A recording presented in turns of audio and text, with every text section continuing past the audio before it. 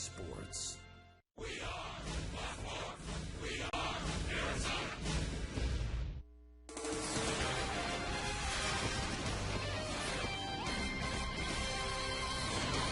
And a happy Labor Day, one and all. Trusted all of you youngsters that are getting the day off school are enjoying it. Trusted all of you folks making your way into Chase Field are enjoying Diamondbacks baseball. And boy, they've got their hands full. The San Francisco Giants just one game back in the National League Western Division. You can call it spoiler. The Diamondbacks call it winning. They've been doing it a lot more of late. A hard-fought series came up short against the Houston Astros. We're representing today because DJ Carrasco certainly has been a big part of representing who the Diamondbacks are. His great father-in-law brought us up a couple of these T-shirts, so we thank him. There he is, getting ready at some point to work because, as his father-in-law called him, he is... Well, he's everyday DJ. That's Mark Grace. My name is Darren Sutton. Glad to have you back at the ballpark. Thanks for allowing us to digress. Let's talk about this Western Division and what this means, the Arizona Diamondbacks, this three-game series against the San Francisco Giants. The Giants, even though they played about 500 over the last couple of weeks, they're right back in this race. Oh, they are. They're one game out as we go into this game here this afternoon, and really they've taken really good advantage of a Padre losing streak. Not only are they knocking on the door to win this division, Darren Sutton, but they're right there for the wild card as well. So I'm looking for these Giants to play postseason baseball. The Giants again going 5-5. They are just one game back. They played a night game last night in Los Angeles. They won a series over the Los Angeles Dodgers, close to the edge, and certainly feeling that adrenaline. And the same can be said about Ian Kennedy. You thought about 3 or 4 starts ago, maybe he had hit the wall. In Milwaukee, struggling throwing strikes. Maybe it's a good time to shut him down. He proved otherwise. Ian, he threw just 23 innings last year, one in the big leagues. Of course, had the shoulder surgery, had some problems with that shoulder with the aneurysm. Look what he's done this year. Yeah, he's been a terrific find for the Diamondbacks, and really his last 2 starts have been fabulous. Like you said, it looked like he was running out of gas. He was running on fumes. I actually talked to him that day in San Diego. He says, I feel fine. I should be just fine to finish the season strong, and sure enough, he has been very strong. The game against the Padres, I think that really added some confidence to this right-hander. Now he's a very confident pitcher, and you know what that means, Darren? That means a good pitcher. And I'll tell you this quite honestly, I think a little edge between he and Miguel Montero about 4 starts ago put them both on the same page. A very healthy thing that occurred in that Diamondbacks locker room. You like that edge. You got to have a little edge sometimes. So glad to have you with us as the Diamondbacks trying to get healthy as well. What's going on with Justin Upton? Can we get Mark Reynolds in that starting lineup? Rusty Ryle, some toe problems. We need you guys. Come on. Playing spoiler. Everyday DJ.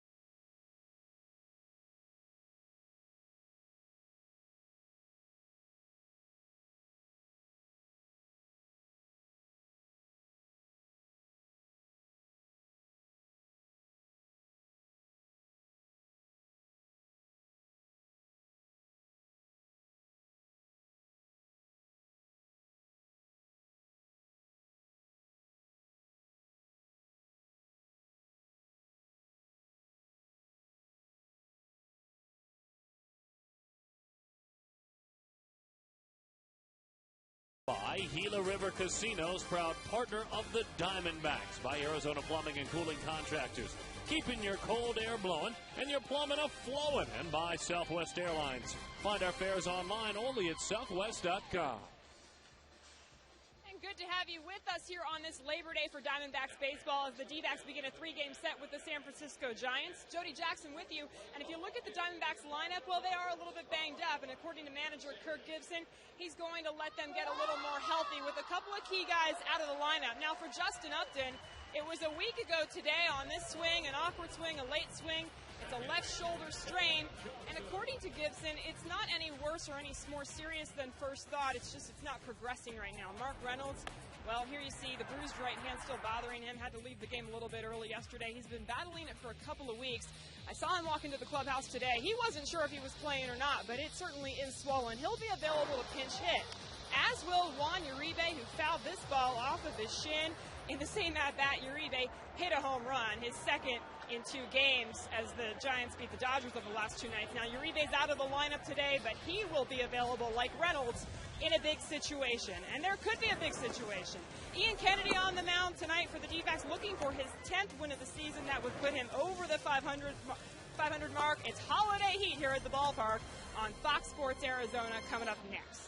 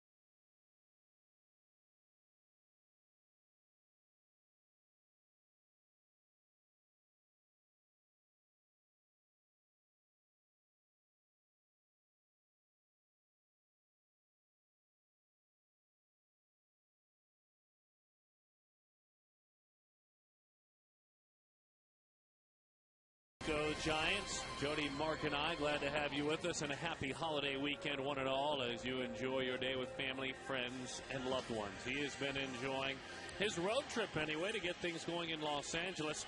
Skipper Bruce Bochy, not shy of victories, certainly, as you can see throughout his career. Couple games below 500. Great work in San Diego and in San Francisco. Never has had teams with huge pocketbooks to play with, but he's been just fine. He and Kevin Towers did great work in San Diego together. Let's take a look at the entire starting lineup. Andres Torres, Freddie Sanchez, Aubrey Huff has hammered the D-backs. He's struggling, though. Buster Posey, we know all about him. Pat Burrell, Pablo Sandoval, Cody Ross, Renteria, and Madison Bumgarner, just 21 years old.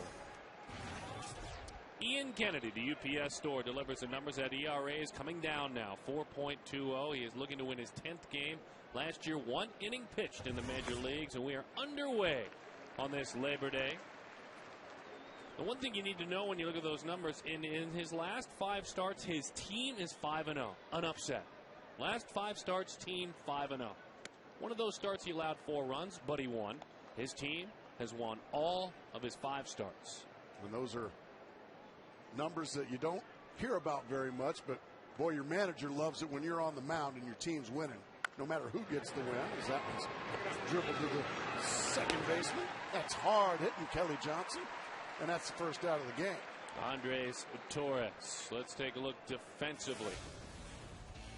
Brandon Allen in left, Chris Young in right, Gerardo Parra is in right, I should say. Young in center. It's Roberts, Drew, Johnson, and LaRoche, with Miguel Montero working just fine with Ian Kennedy, thank you very much.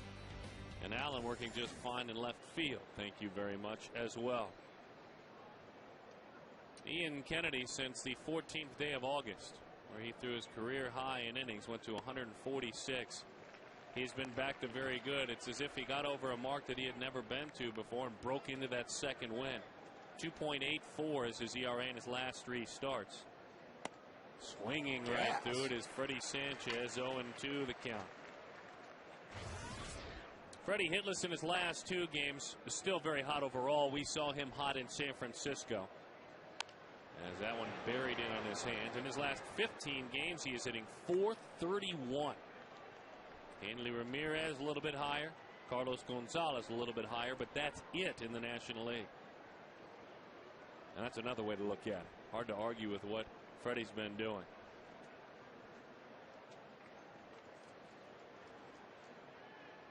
The 0-2. There's the changeup diving down and in, and he rolls that one foul. It was diving down and in, but I don't think it dove down and in as much as Ian Kennedy would have liked. That one stayed up around the thighs, and that's danger when you leave changeups in that area. I throw it again, just throw a better one. Miggy calls timeout and says, let's start over again.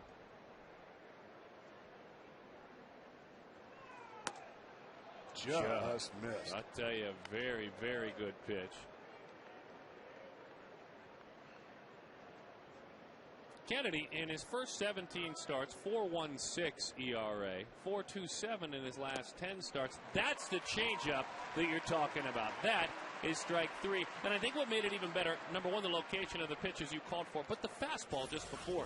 He threw 4 fastballs in this at bat to speed up Freddie Sanchez. That's the one you're talking about. That's the better changeup, location-wise. Terrific pitch. Another reason for Kennedy's success, he has thrown a lot of strike 1 those last 5 starts, Darren. Gas. Over the inside corner. 0-1 the count. Aubrey Huff. Huff, since the 25th day of August, as he lifts that one into the air, he is been struggling, so trying to get it going, but there's something about the Diamondbacks uniform that gets Huff settled in. I mean, just 4 of his last 36.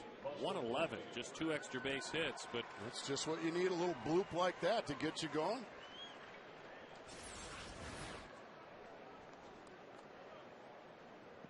Looked like he twisted his back ankle as he tried to get out of the box. I guess he's okay. He's a 400 career hitter all time against Arizona. Only Manny Ramirez, you've heard of him, of guys that qualify, has a higher career batting average against the Diamondbacks than that man. Sometimes you've explained this to us as the phenom Buster Posey jumps ahead 1-0. It simply put is the other uniform, isn't it? It can be, and it doesn't matter who. It can be Ian Kennedy. It can be any reliever, Daniel Hudson. Just for some reason, he's going to be competent if you're wearing D-backs on the front of your jersey. 328, 11 home runs, 55 batted in for Posey. High pop up center field, an easy chance for Chris Young. Broke his bat right off the end. The single by Huff is wasted. The Diamondbacks get ready to go to work against Madison Bumgarner.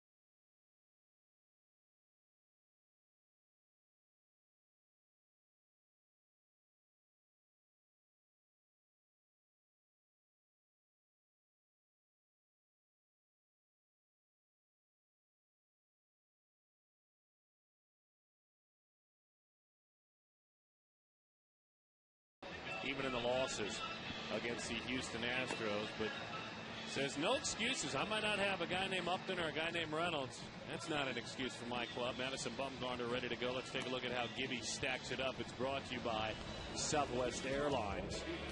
Stephen Drew, Ryan Roberts, hard hitting Kelly Johnson. It's Chris Young, Adam LaRoche, Miguel Montero, Allen, and Parr doing some very good work lately.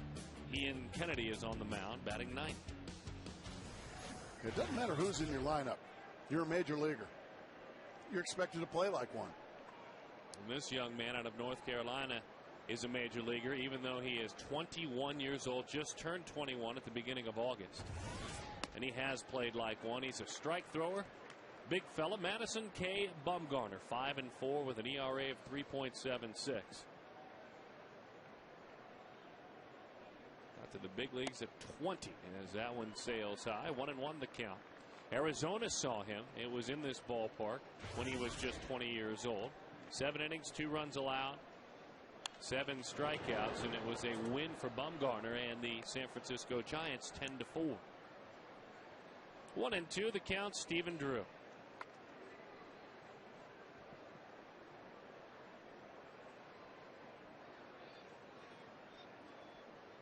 Breaking ball popped up right over the head of the pitcher. Coming on in to make the play is the first baseman, Aubrey Huff.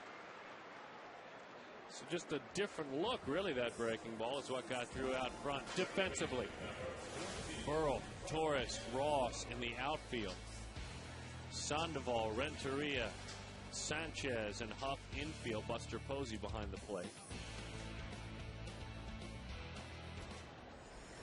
Huff's been a nice add this year for a lot of reasons, but one of the main reasons he can play there, can play in the outfield if they need him. And he can hit.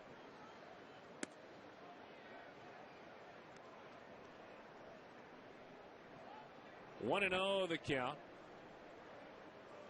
to Ryan Roberts, in there for Mark Reynolds, as that one is high.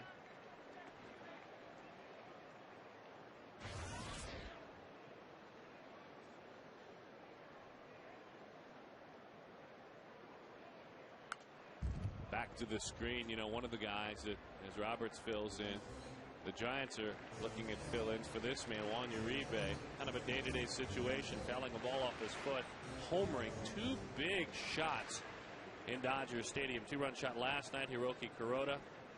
He picked on a slider and hit one out against Jonathan Broxton the night before that. Ryan Roberts is erased. Ross hauls that one in. So a couple of quick outs.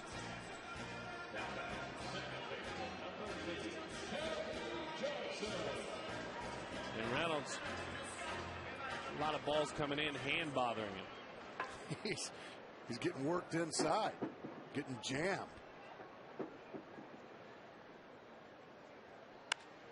Kelly, fastball lifted left field. Burrow late break, has to play it on a hop. So not hard hitting that time, but that doesn't matter. Kelly's got himself a single, and lefty on lefty, you've been in those shoes. You don't give those back. Yeah, it's not easy. He hit a home run off of lefty Jay Happ yesterday. That one just a little fluke. Pat Burrell in left field. He can hit. Okay, I follow you there. That's not a bad guy to aim at out there. But, boy, he can hit. And he can hit home runs. He's done a good job for the San Francisco Giants since coming over. Here is Chris Young, back of the batter's box. He takes a pitch that's low and inside. Now, hard to explain how the 21-year-old has done it, but in 7 road starts, his ERA is about half of what it is at home. 2.62 ERA on the road. And at home, it's over 5.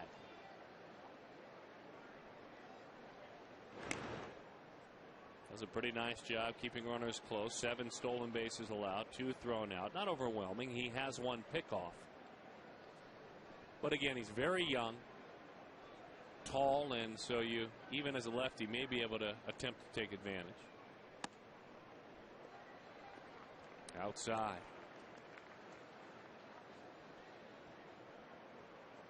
And this was the gentleman that a lot of folks were asking for, let's say the Brewers, when they were shopping their power. Corey Hart, Prince Fielder, players like that, they were asking for Mr. Bumgarner. The Giants said no thank you.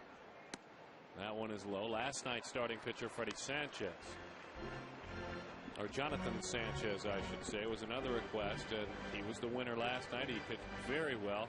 He was another ask by a lot of these teams, and they again said, we'll hang on to our pitcher. Smart. Man. Close pitches, all balls. Giants have been spending time scoreboard watching, and it's been in their favor, no doubt. The last 10 games, the Padres have lost all 10 of them. Our Geico quote, Padres have been doing the same thing. Yorvi Torrealba. I see a couple of guys looking at the scoreboard, hoping San Francisco loses. We need to forget about that. We need to take care of our own business. Padres catcher Yorvi Torrealba. There's a lot more talking in the media right now going on from these San Diego Padres. A lot. I don't mind it. I know if it's not David Eckstein, you don't like it. But there's more leaders on that team besides David Eckstein. I would agree. And I like the fact that they're saying, hey, we need to take care of our business. Quit worrying about things we can't control. Let's take care of our business on the field. But they haven't been doing it. Maybe have a team fight. They brought the chicken back hoping to get things going. The original San Diego chicken. Put up some ropes in the clubhouse and put on the gloves. We'll ask David if that's all right. I know if it's not David Eckstein saying something, you don't like it. I like a starting pitcher speaking out. I also like when he speaks out outside of the day that he feels like he had a tough start with some poor defense behind him. Very well said. I agree with you on that. But Yorvi Torrealba agree with that. And he's been down that road as that one is lifted foul off the bat of Adam LaRoche. We'll just check with David. 1-1 the count. You're on Colorado. You like their chances, and I think that's not a bad call. This is going to be a fun finish. They seemingly do it every year. And they did it while making some moves. Flores gone, Hawk gone. Everyone worried that it was the white flag being raised. Jim Tracy said, I'm not accepting that conversation. And if you think it is, give me your stuff and go ahead and leave it in my locker.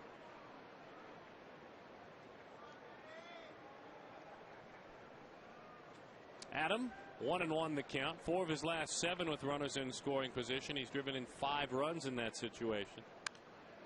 Fouls that one off.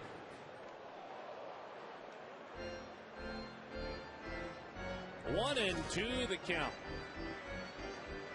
23 home runs, 90 runs batted in. Slugging just a couple of clicks below 500 this season.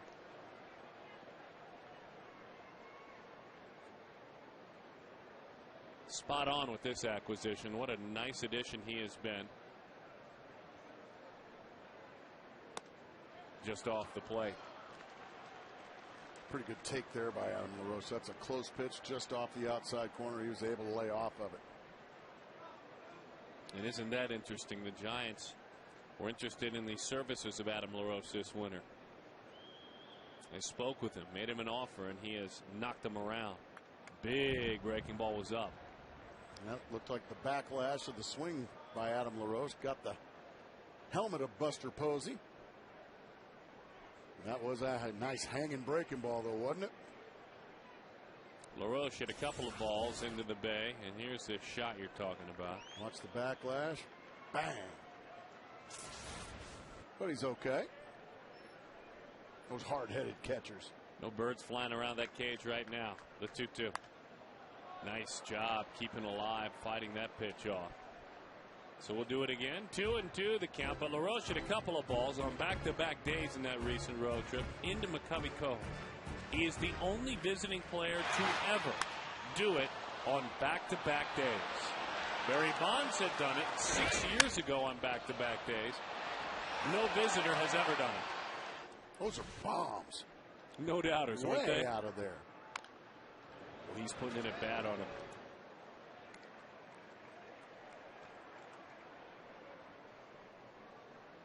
Seven pitches, heading into 8 with the next pitch.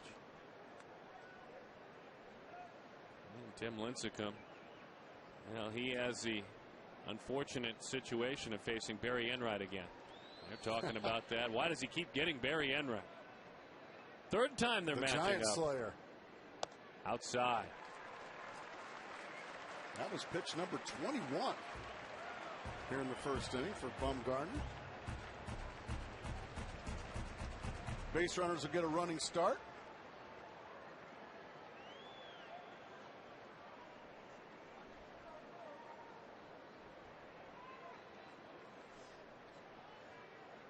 The 3-2, runners go. Got him with a fastball away.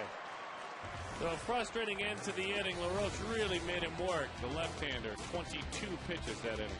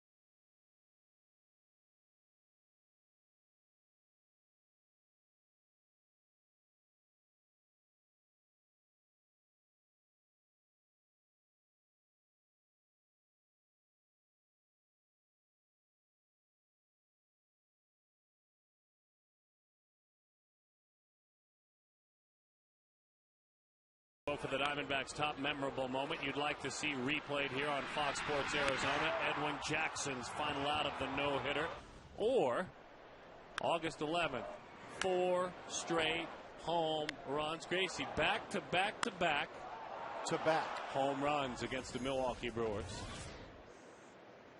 As that is a pitch, it's a strike high in the strike zone, but the count is 0-1. It's always a good day when you put together a quartet of home runs against the Milwaukee Brewers. Inside, 1-1 the count. I'm not going to argue with that. But it is tough to beat a no-hitter. Only the second in franchise history. Hot shot, Pat Burrell. Look out down there. Gary Darling. Gary Darling getting a little gray in that hair area, but he can still move pretty quickly. The Valley resident. Yeah, look at him. He's sleek. Right back on that line, ready to go. 1-2 the count. Changeup dives low to Burrell. Pinch hit home run on Saturday night for Burrell. His last 33 games, hitting .262, but is struggling big picture. Not only against the Diamondbacks, but the last couple of weeks. 177 in his last 62 at bats. Joined San Francisco June the 4th. Signed after being let go by Tampa Bay on May 29th. Right back to the screen. Pat the Bat, University of Miami. Some great things in Philadelphia.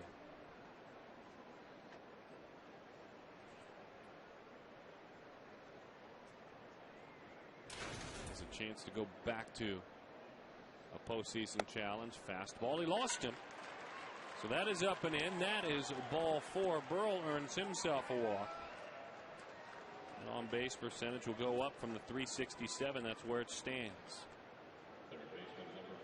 Kennedy's 61st walk this year against 145 strikeouts. So a strikeout to walk of nearly 2.5 to 1. And Pablo Sandoval step in after he does his dance. I love that. What a difference a year makes. Look at the bottom numbers there, folks, and Gracie. Still a very dangerous hitter, though, especially from the left side.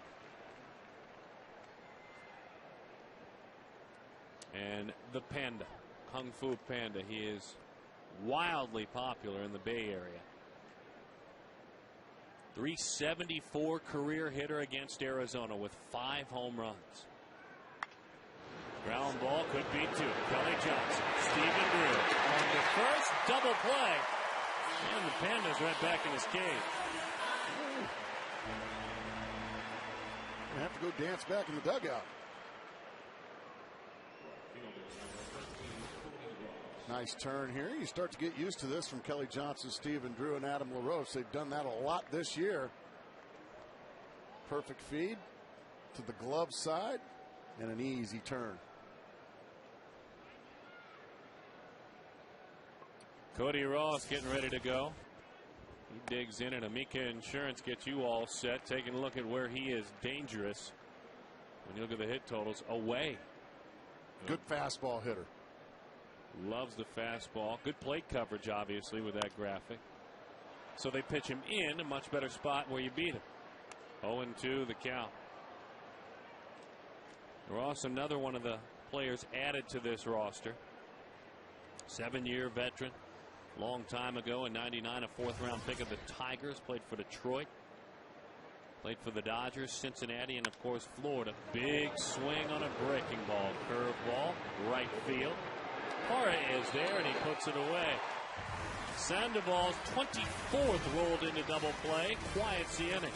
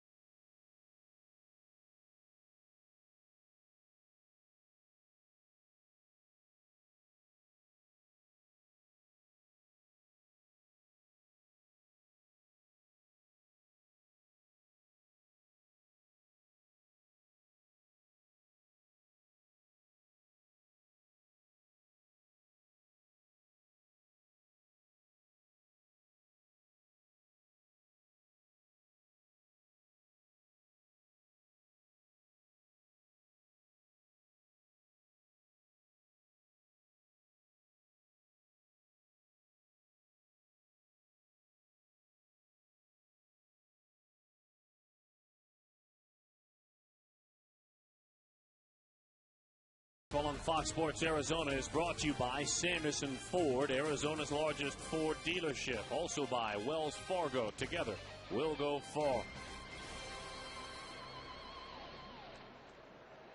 Miguel Montero.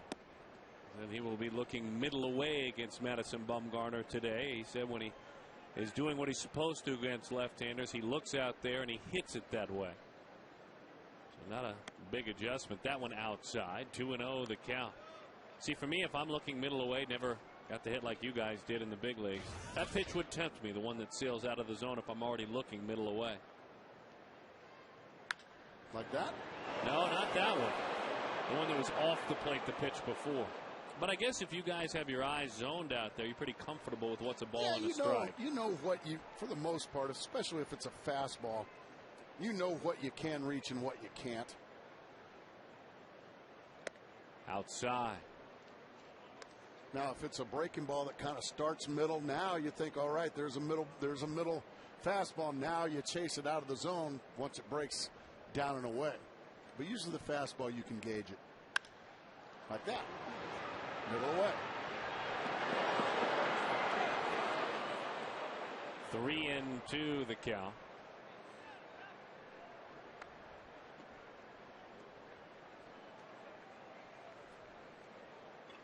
Montero in this scoreless ball game, leading things off here in the second inning. Popped up, long run, heading to the corner is Burrell, and he runs out of room. So Miggy is looking forward to seeing what he can do against these Giants, period. Whether he's looking middle away or not, he's only 1 for 22 against San Francisco this year.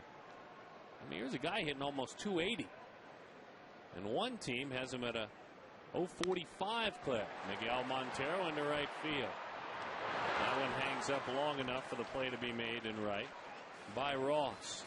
Reminding all of you to visit FoxSportsArizona.com. Visit online. It's the weigh-in.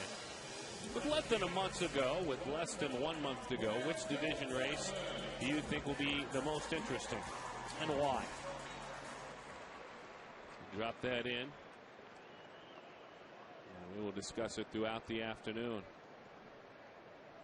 I think we're in the middle of the one that will be the most interesting as Brandon Allen takes a pitch outside. 1-0 the count.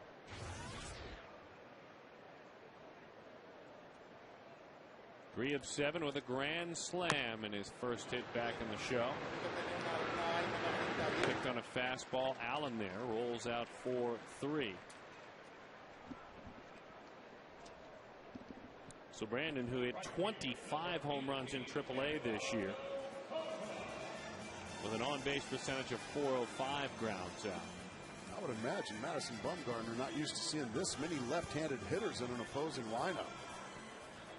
Drew, Johnson, LaRoche, Montero, Allen, Parra, all left-handed hitters. So Kirk Gibson, without Upton and Reynolds, he's throwing the book out the door. Go on, get in there and hit against him, boys. Line to left field. Burrell has that one knuckle on him. Our Amica Insurance hits on for Parra as he is quickly erased.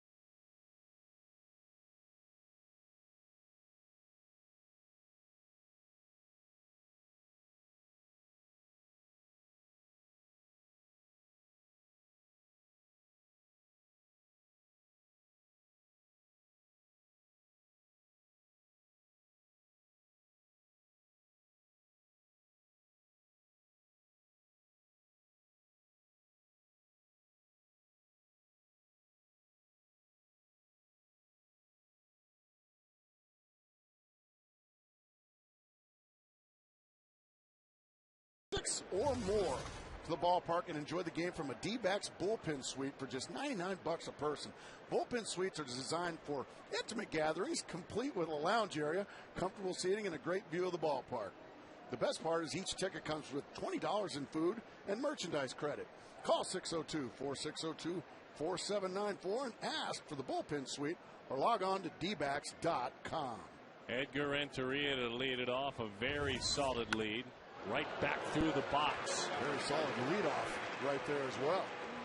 Renteria hitting .276, 3 home runs, a 22 batted in. Shoots that one, as Gracie mentioned, to lead off the inning right back through the box. On the DL with a bicep strain, they like having him back. Well, there are just veterans spilling out of that dugout down there. Veterans with great, great histories, great pedigree, track records, you name it. Boy, beautiful bunt. Is the play there? No, it's not. Renteria hustled over, so Bumgarner drops down his third sacrifice bunt in the big leagues. Nicely done, helping himself there.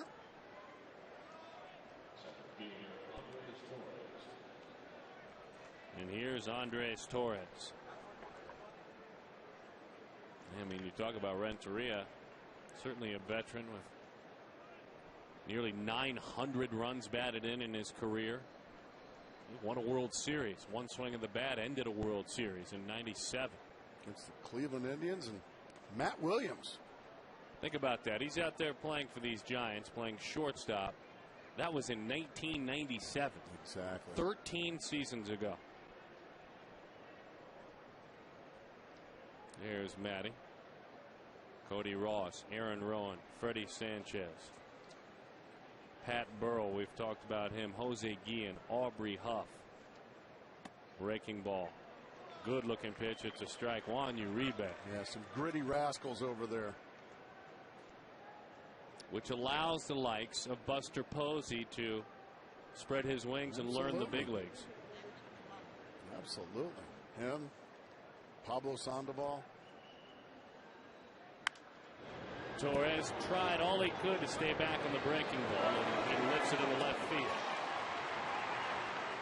So Torres is erased.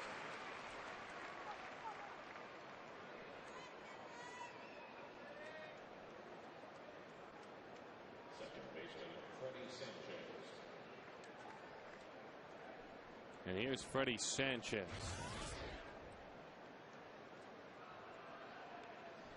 Hitless in his last 7 at bats, and for Freddie, that's a lot. He was rolling through a 9-game hitting streak. At one point, batting .261 a couple of weeks back. He digs in, hitting .286. Way out in front of a changeup for strike one. I know you don't ever want to throw it there. You mentioned that you have to be careful up with the changeup. But still tough to keep fair, isn't it? It can be, especially early in the count when a guy is looking for a fastball with a 0-0 count.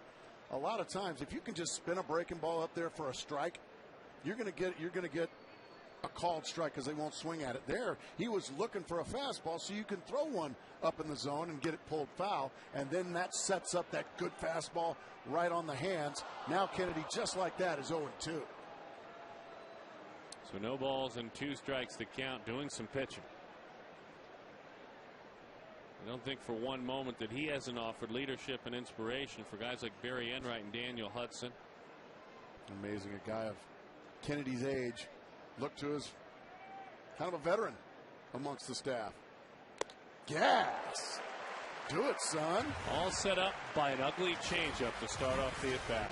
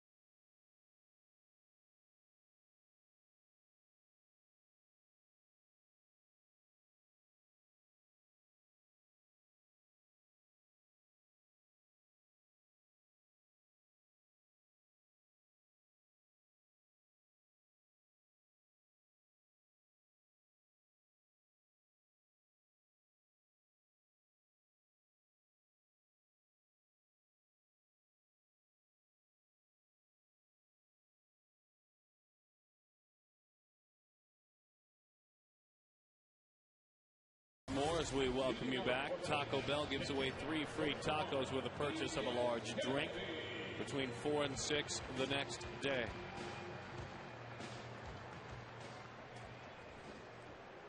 Ian Kennedy, 7 of 47 to lead things off. Right back to the screen. Had a nice rip at that one. You know, I think, too, to finish the thought, and we're guilty of doing it, and we did it. I did it. You helped remind me in the pregame show that Kennedy, I'm sure, offers guidance and inspiration for Hudson and Enright, and I think they've energized him. I don't see how they couldn't. And then the one, and you made sure of mentioning it, is Joe Saunders and how he plays a role with all of them. Good pitch on the inside corner. Yeah, you've been here all year if you're Ian Kennedy, if you're Rodrigo Lopez. All of a sudden now a couple of young studs, one from Double-A, one from the Chicago White Sox. All of a sudden they come in here and they start making it look pretty easy. And pretty soon guys like Ian Kennedy and, hey man, I want a piece of that pie. I want some of that attention. By the way, Rodrigo, a much more effective game yesterday, and good for him. He needed that. He definitely needed that. Unfortunately, the offense just couldn't spark things. A 6 and a 3 for Rodrigo Lopez. And pitching out of that 5 slot in the rotation now, that's just fine for your number 5 starter. Stephen Drew takes up and away. 1-0 the count. Wouldn't mind seeing some of these left-handed hitters try to take a bump with him. Stephen Drew, a good bunter.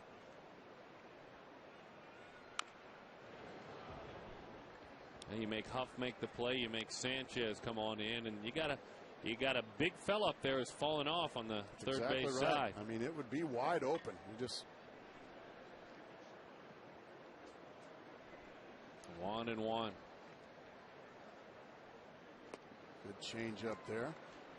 If you take one with you, if you're a left-handed hitter, you just want to bunt it right at the second baseman, right in that area. And a guy with the speed of Stephen Drew, once it gets by the pitcher, it's an easy base hit. I know you'd like to see him drive it in the gap. At some point. Big fan of base runners, too, though. Exactly, especially when it looks like you're going to be in a low-scoring game. Kennedy's been terrific out of the gate, and Bumgarner as well.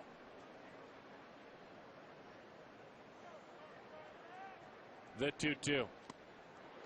Pulled the string on him. Changeup lefty on lefty. So Steven is 0 for 2. A pop out to first and a strikeout on a changeup.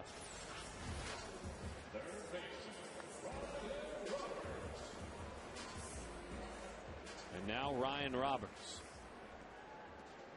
Well, when you throw the changeup lefty on lefty, that means you've got some confidence in it. He threw 2 there to Drew. Both resulted in swings and misses. 0-1 the count. Madison last time out pitched 6 innings, gave up just 1 run. It was a no decision, but San Francisco beat Colorado 5-2.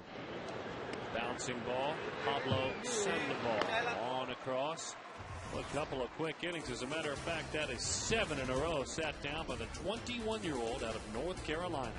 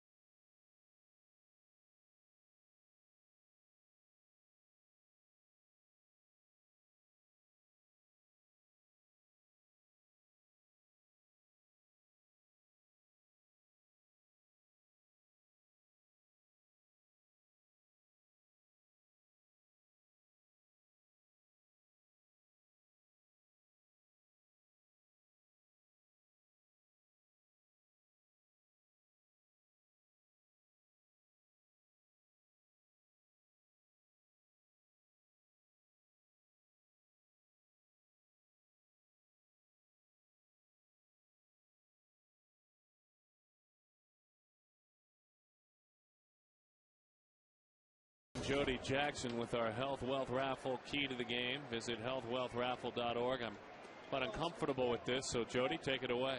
Well, and Aubrey Huff at the plate, and his key to the last few games has been, a change in wardrobe. He's been wearing a red thong. Whoa! He was in a listen, guys. He was in a 3 for 32 slump prior to yesterday's game. So a couple games ago, looking to change things up. So I asked him today. I said, "Are you still wearing the thong?" And he said, "Well, we're 4-1. Of course I am." And so this is how it goes. I mean, you guys know baseball players. You guys are former players. It's superstition.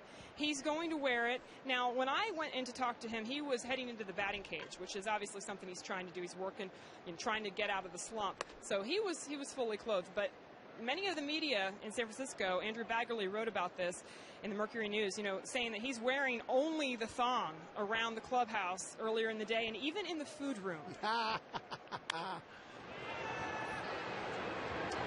That's unacceptable in the food room. Fortunately for us, the at-bat is over. As Huff flies out to center field. Well, you remember Nuke Lulu, she was wearing like the garter belt. Yeah, he was wearing the garter belt.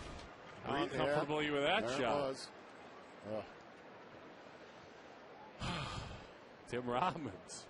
Aubrey Huff dropping thongs on us.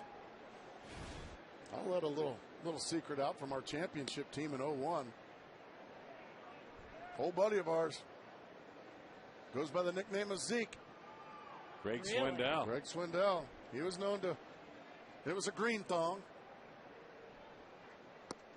Look out. Oh, my goodness. Bat going into the seat. Unfortunately.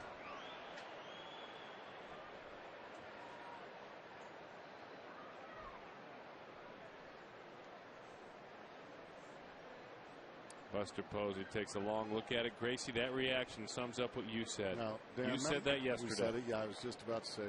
We say it as a player. The worst thing that can happen is you hurt somebody, either with an accidental bat flip like that or a foul ball into the stands. And trust me, this at bat means nothing right now to Buster Posey. He feels so bad about what just happened to one of the fans there.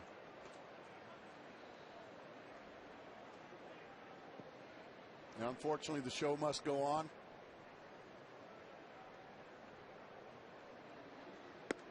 That pitch, he nearly got the outside corner. Kennedy wanted the call, didn't get it.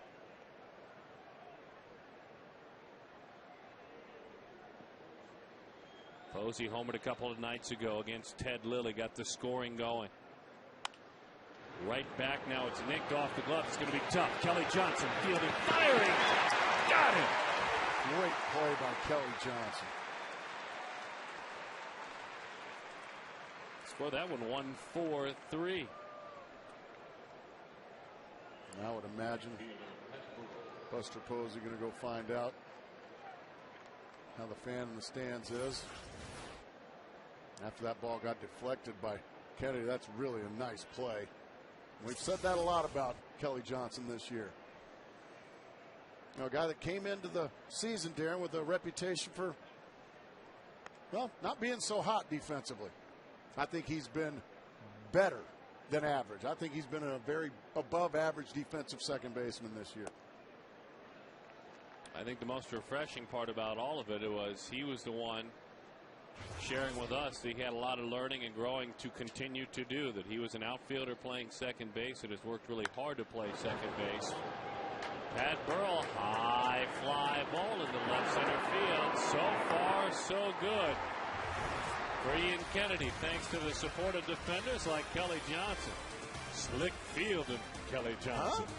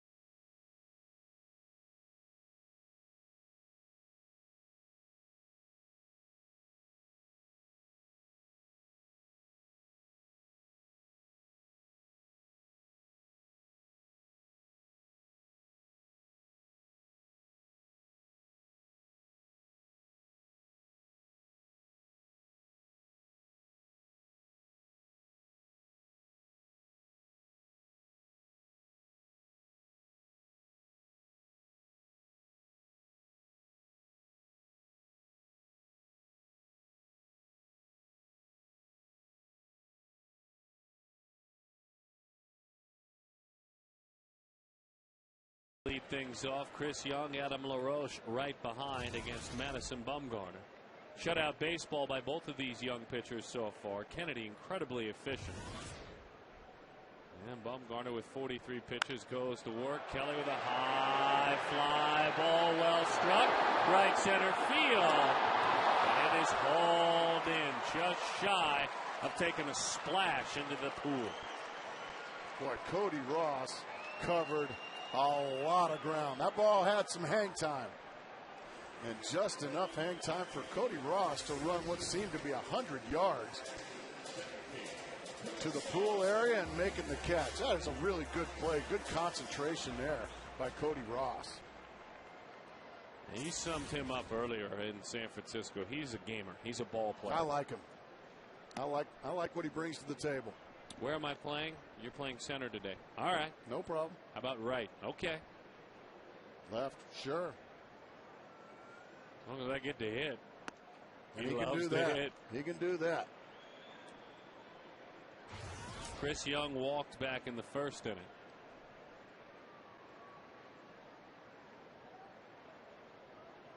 The 1-1 sails up and away.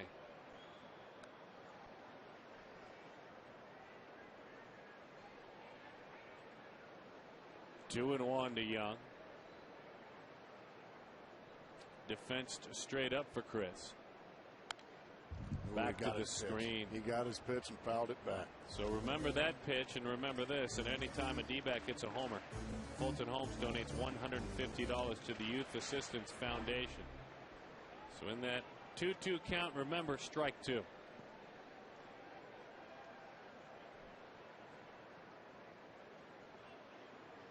That led to that. That's the unhittable one.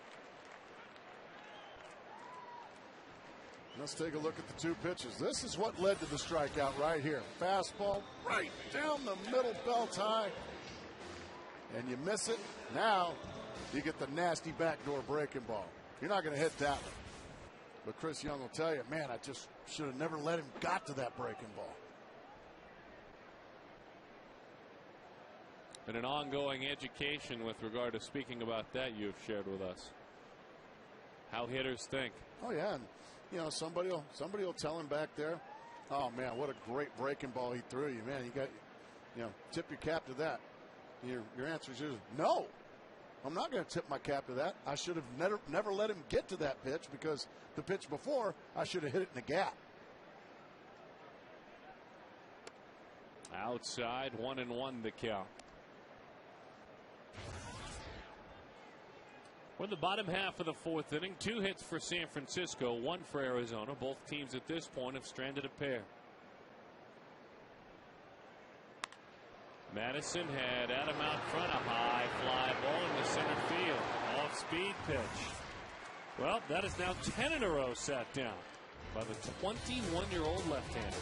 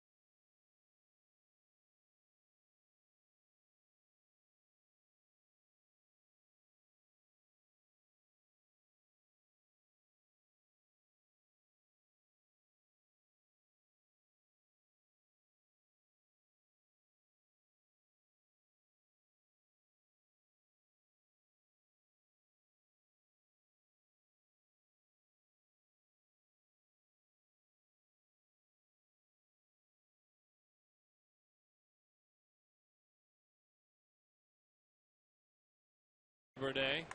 Kevin and Ralphie. By Hello, the way, Ralphie. our AT&T trivia question: when was the Labor Day first observed as a federal holiday? A, 1876, B, 1894, C, 1905. As Sandoval pops that one up and into the seats it goes. Love that camera down the right field line there.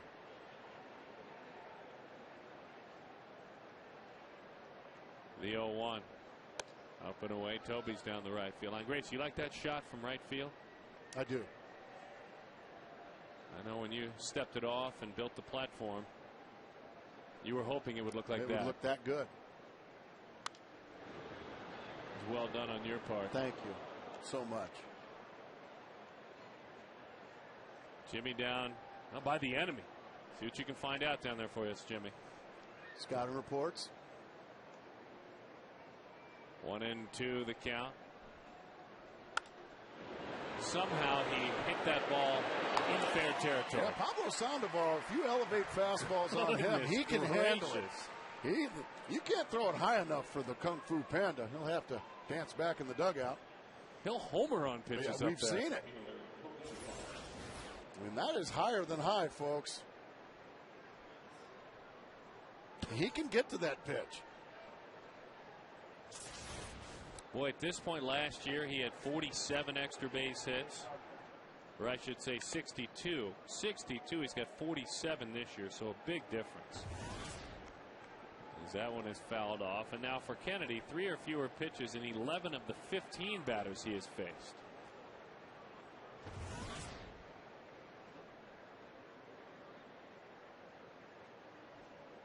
Breaking ball up and in. Kind of in the story, the efficiency for Kennedy. His first 22 starts, he was averaging 6 innings to start, but over 100 pitches. His last 5 starts, he's averaging nearly 7 innings to start and less than 100 pitches. Ryan Roberts out there in time for the out, filling in for Mark Reynolds, and a nice play with a long throw from the other side. So the efficiency continues for Kennedy. I think finally Mel Stottlemyre has convinced Ian Kennedy pitch to contact. You don't need to nibble. Your stuff's good enough that you can pitch to contact. You can throw strikes, and they're not going to hit it in the gap and out of the park. But when you're 2-0, 3-1, now those strikes are going to get hit hard. But he's just right there all day with strike one. So again, Gracie, first 22 starts, 6 innings to start, 102 pitches average. Last 5 starts, 6 2/3. Yet 7 fewer pitches per start. It's good stuff. Kurt Zacher with that research there, our statistician. He's having a good day today, Kurt Zacher. He's having a good year. It's a very good year for the Zach man, unlike Scott Snyder, our booth manager. Struggles continue. Grounded out to short. In time for the out. Efficiency. Use your defense. Hit their bats. Just not right square in their bats. A 10-pitch inning.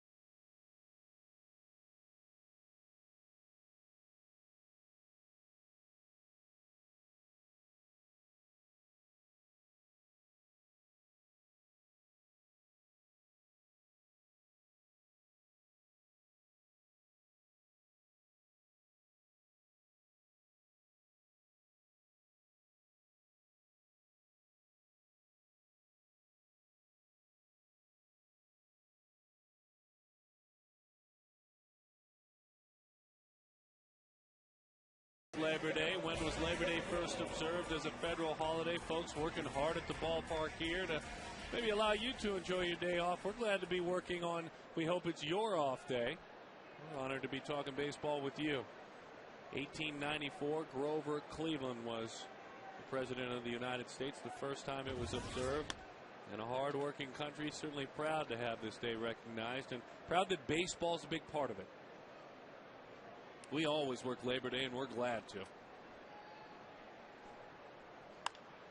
Miguel Montero. It was the changeup that time. Boy, he's throwing a lot of changeups, lefty on lefty, a lot of them. You know what else works hard on the holidays? Who? What? The Kachinko kiosk. Section 111 at Chase Field. Always a prize to be won. Our good friends with Gila River Casinos brings it to you. It's the interactive kiosk near Section 111. And here on this final homestand of the year, when the team comes back off the 72-day road trip, we'll be calling a game from the Kachinko kiosk. Look out, big breaking ball up and in, 1-0. And I'm looking forward to it. Got Mike and Vanessa out there with us. Baxter. Josh Weitzel's going to stop by as that one is outside. 2-0 the count. Well, it's usually a terrible idea to go out to the Kachiko area and do the game. But if Vanessa's going to come, then I'll be glad to do it along with Baxter. Hot shot. How about Brandon Allen keeping that front shoulder in? Now, that, my friends, and Gracie, I'm thinking we'll take it a step further. That's a 2-0 swing. That's right. You get 2-0 on a guy, man.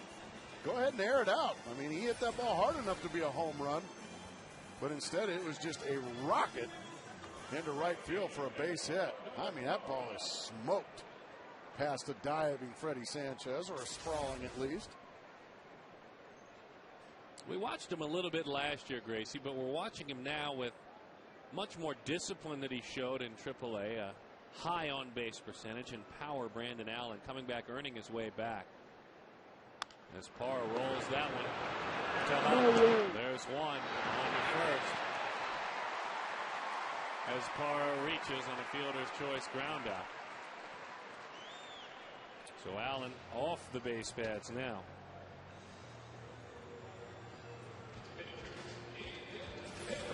Let's see what Allen does at second base. See if he tries to get in the way. He goes in nicely, but I think Parra was going to beat it anyway. But you like to see that from Brandon Allen. That's all things that will impress your manager.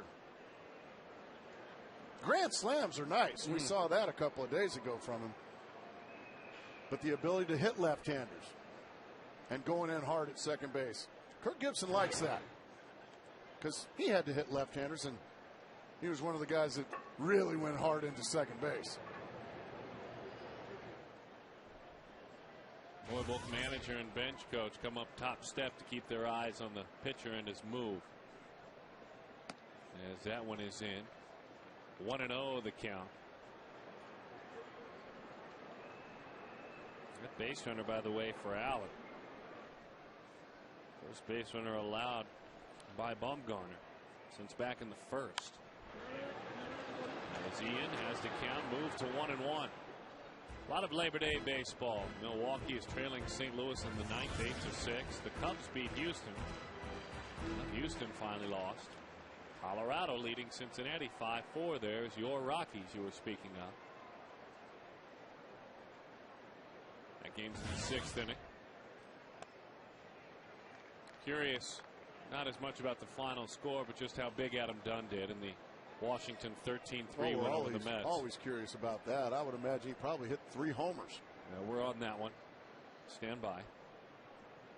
That one is inside. We'll always give Big Adam Dunn updates because we can't get enough of them. Meanwhile, 3-1 here with 2 outs on Ian Kennedy. This may be a situation where Bumgarner could possibly make a huge mistake here. Walk the pitcher. Oh, he got the strike there. 3-2. Ian, a half-hearted campaign for that walk. He was trying, but it was right down the middle belt high. Runner will take off. The 3-2. Took a hack at it, and he fouls it off. By the way, just for the sake of discussion, Big Adam Dunn 1 for 3, walked a couple of times, and he scored 2 runs. No homers? No homers today. And no homer for that man after his swing. 3-2. Inside corner, and then some. So Kennedy goes down on strikes. Kirk Gibson thinking, come on now.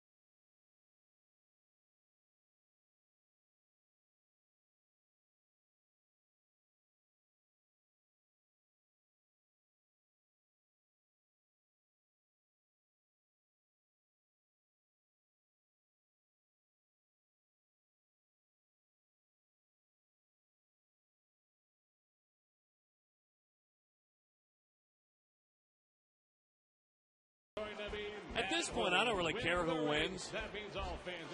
I just need you to not finish last. That's fine. I'm going to have to start bribing the boss. I think that's a good call.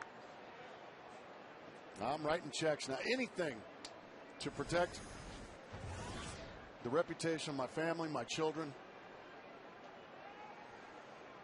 Disappointing. Big swing. And you were attempting to pay him. Yeah. Usually he's the one That's that does the paying. Exactly. You're looking to give him some cash. Derek says, he's got plenty. Oh, I know that.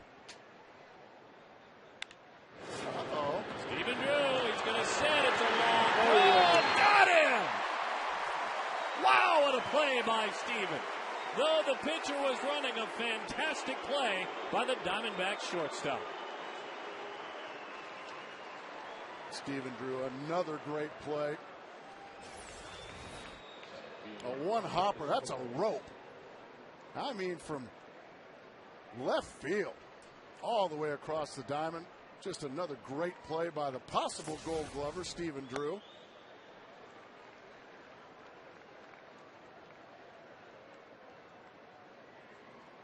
I was talking with my old buddy Sean Dunston before the game. I was waiting to hear this story on the air. Listen to this, folks. And Sean Dunston was a very good shortstop for the Chicago Cubs, the San Francisco Giants. And he told me, he said, hey, Grace, he said, your shortstop is really, really good. And I said, oh, we know that around Arizona. He said, oh, no, they know it in San Francisco, too. And they're starting to realize just how good Stephen Drew is all around baseball. He's a guy that everybody wants.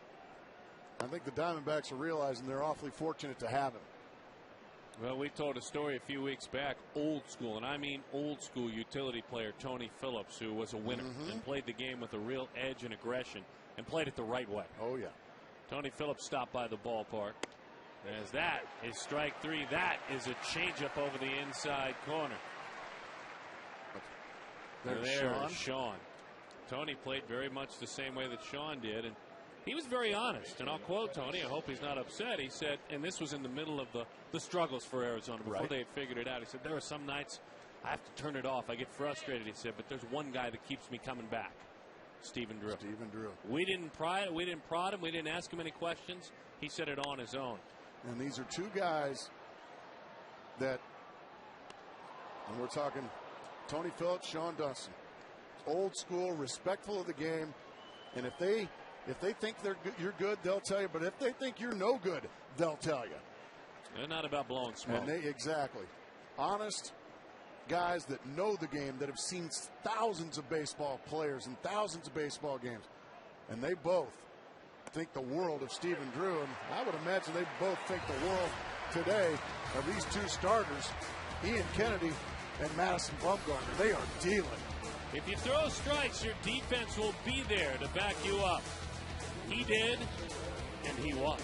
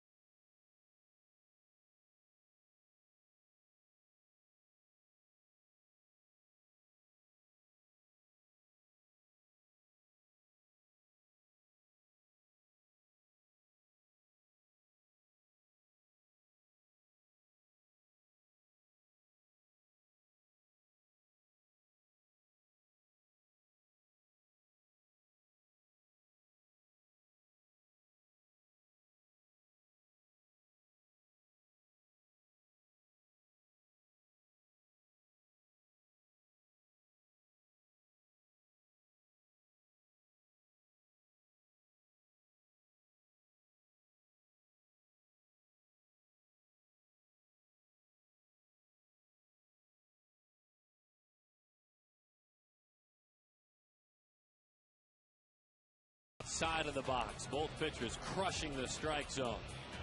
Ian Kennedy, change-ups, curveballs, defensive gems behind him as well. Fastballs up and out of the zone. He's only 21, Madison Bumgarner, and he's working with a rookie behind the plate. These two worked together in Fresno and did good work. Talking about Buster Posey and Madison Bumgarner. It's been fun to watch today. Yeah, this pitcher's duel turned into next basket wins.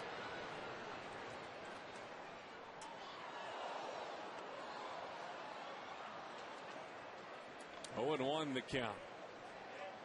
And boy, both guys. 65 for Kennedy. He's through 6. Bumgarner here in the 6th has thrown 65, now 66 pitches. Let's not forget, Bumgarner threw 22 pitches in the first inning. Boy, he has really scaled it back nicely. Madison's work in AAA this year was good work. It's no surprise. Earned himself a chance to be here. That's a changeup. Guided it in there. 2-1 the count. San Francisco's first round pick in 2007. A lot to like about this left-hander, isn't there, Darren? There really is. He, like Daniel Hudson, has a lot of arm coming away from his body as he deals it to the plate, but he turns enough where it's hidden. Just enough. I mean, you pick a point, you hitters out there, when you think you can cheat a bit and find something there. Hudson does a similar thing.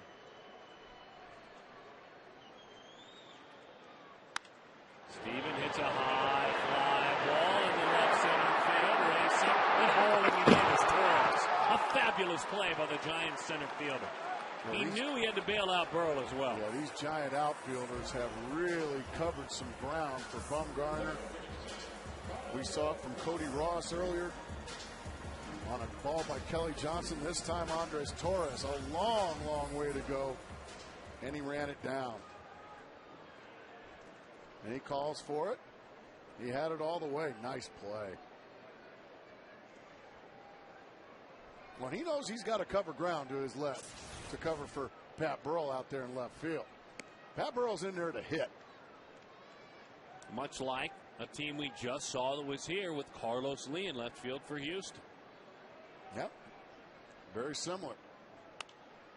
Fastball in the kitchen for Ryan Roberts. Posey, it's dangerous over there, but he's nowhere near the drop-off. Well, just like that, 2 outs. You keep looking for a why. It's pretty simple. These pitchers are throwing a ton of strikes. They're jumping ahead. And now Kelly Johnson. And when you jump ahead, you hear me say it all the time, Darren. It puts hitters into what I call swing mode. And also, it just opens your arsenal. You can use all your off-speed pitches or your fastball. There's a good off-speed pitch. Once again, strike 1. Bumgarner listed at 6'4", 215. He's looking a lot bigger than that out there. Kelly Johnson into right field, racing over. He has to throw it on a hop. How far away does it go? Not far enough away, according to Keller, as Ross tried to stick a fork in it. So Johnson is on. He's 2 for 3 today. Catches it off the end of the bat. Cody Ross was playing deep with 2 outs, and it bounces in front of him, and he boots it here. But Kelly Johnson had already committed to stopping at first base, so it's going to take an extra base hit to score Kelly Johnson. Chris Young has walked, and he has struck out looking. That pitch sails high. Chris hitting just 195 against San Francisco this year. They're one of the teams that have managed to keep him at bay.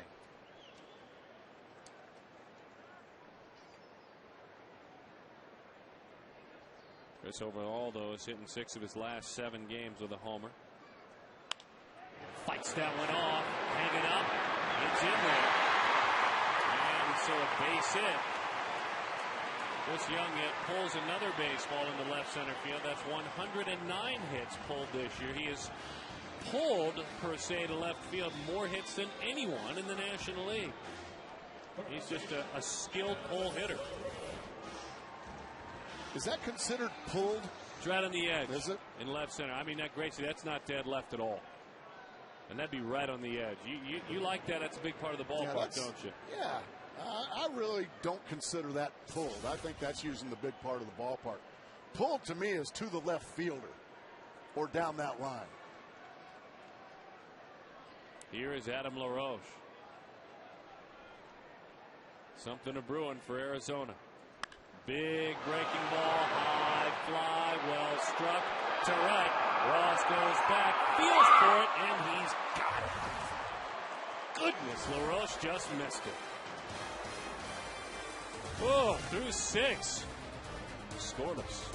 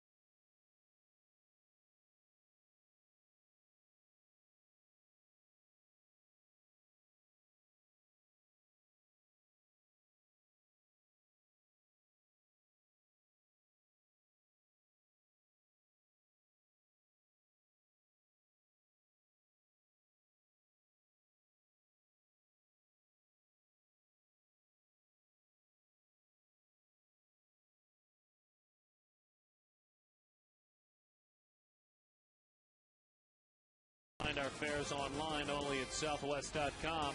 Quest high-speed internet.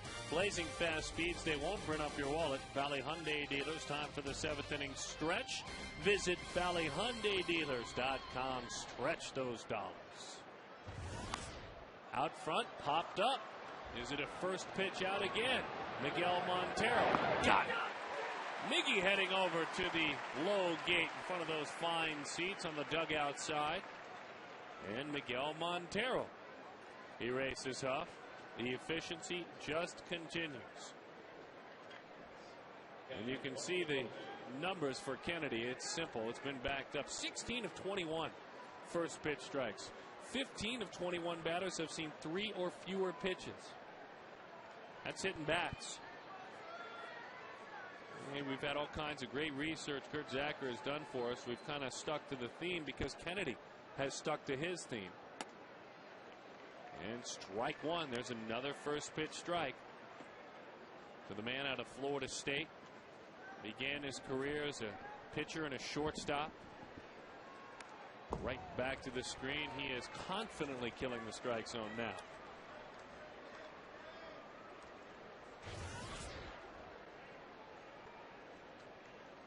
Joe Borowski with his keys to the game in our pregame show. First pitch strikes for Ian. Well, Joe and Gracie, he's been right there. Job well done.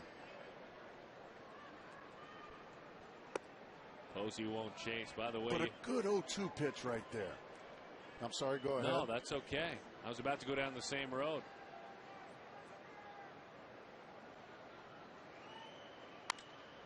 And then the fastball in. I'm thinking he was looking for something else.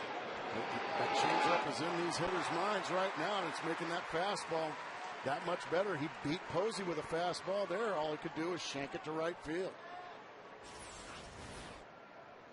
That's the high fastball. Couldn't get him to chase. So what do? You come right back inside, and you beat him with the fastball again. They're thinking changeup. They might be thinking breaking ball, Darren. Kennedy has thrown 6 or more innings, 17 of 27 starts. As that changeup nearly hit Burrell. Somehow it missed him. Ian has thrown 7 or more innings in 8 of 27 starts. Something tells me this game's going to end with a solo shot from somebody. From somebody. Both of these clubs have what it takes. There are candidates in both dugouts. There's certainly one. Another one. And you could bet he'll homer. He's hit some big homers on this homestand, has Roberts. Burrell with 13 of them this year. Long balls, that is. The pitch is low, 2-1 the count. A fastball. Kennedy has his Diamondbacks 5-0 in his last 5 starts. Opponents hitting just .235 in those 5 starts. Change-up. What a change-up. Pat Burrell, he just knew a fastball was coming there. And Kennedy has thrown plenty of fastballs today, Darren. Plenty. Of his 74 pitches, I'm guessing at least 50 of them have been fastballs. And he misses with a breaking ball. Statistically, well, if you're interested, when he falls behind with a first pitch ball, opponents hit .268 against him. If he gets a first pitch strike, they hit .195 the rest of the at bat against him. That's the difference. I think Mel Stottlemyre finally convinced Ian of that. And he misses with ball 4. So a 2-out walk. Those are always dangerous late in the ball game, especially with a guy like Pablo Sandoval stepping into the box. We're going to get a pinch runner. Pat Burrell's day will be done. He's walked a couple of times today. Looks like Nate Shearholt's down there. He'll get things rolling. The speed. That's exactly who it is. By the way, that snapped a string of 14 in a row retired by Ian. 14.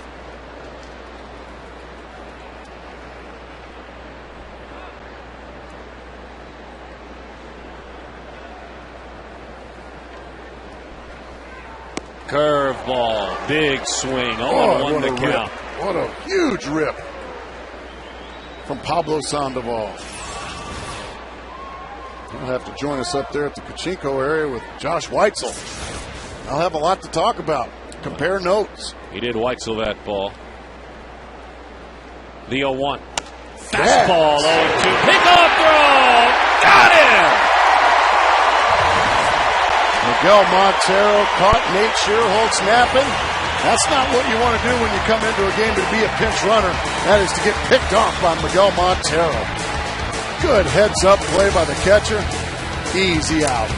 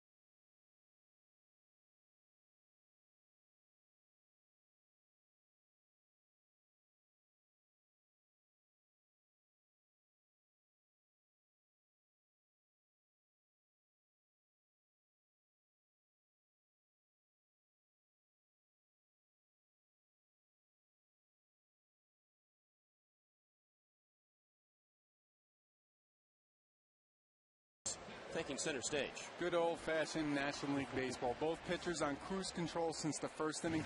But I'm going to break down Ian Kennedy, what he's been able to do to keep this giant offense off balance. The keys to the game paying off so far. We're here after the game with Quest. D-backs Live. We'll see you then. And appropriately good stuff, guys. Miguel Montero to lead things off. It has been Miggy. It has been Ian doing fabulous work. Ross moves to left field. Shearholtz is in right. And isn't it ironic that Montero, who picked up his pitcher there with a great defensive play a couple of weeks ago, everyone was concerned about the relationship. There's nothing to be worried about. It's just an honest catcher in a situation where in the end, as he was critical of his pitcher, probably should have done it privately. And I've got no problem with speaking openly in that locker room, in which it didn't happen much in the past. Oh, especially if it's David Eckstein. Good call. I'm sure he took a page out of David's book. The 2-1. That one got a big piece of home plate umpire Bruce Dreckman. And right out to the mound goes Buster Posey. He's going to take care of his fellow gear wearer. Well, he's got a catcher standing there too, yep. So Miguel's keeping an eye on him as well. It's a fraternity, those guys that wear the gear. They know how it feels to get smoked by a foul tip. Let's see where this one gets Dreckman. Yeah, it got him right in the collarbone, it looks like. Yeah, you wear a lot of padding, but boy, it hurts. It hurts. Bruce Dreckman's okay, and that's a very good thing. And here we go again.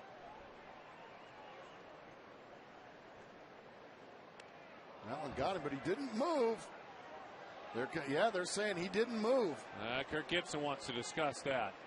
Just a moment ago, Montero was buddies with the home plate umpire. He's not buddies anymore.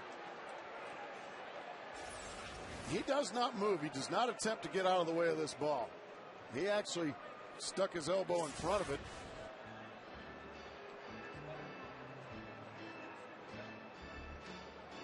So that'll just be ball 3, according to Bruce Dreckman.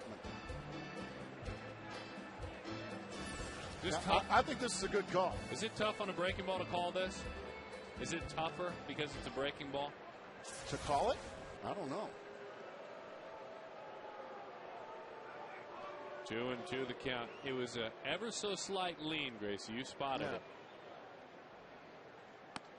And there's the gift ball 4, I would imagine. Oh, hello? 3-2 the count. It was the 2-2 pitch that hit him, right?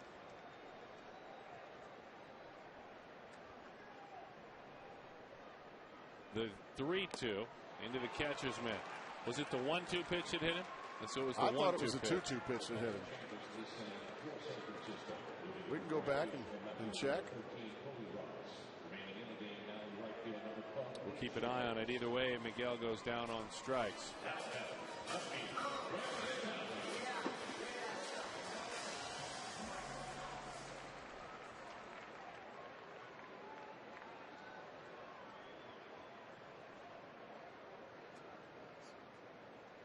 That one is up and away. We're going to rewind, go pitch by pitch for you, Gracie.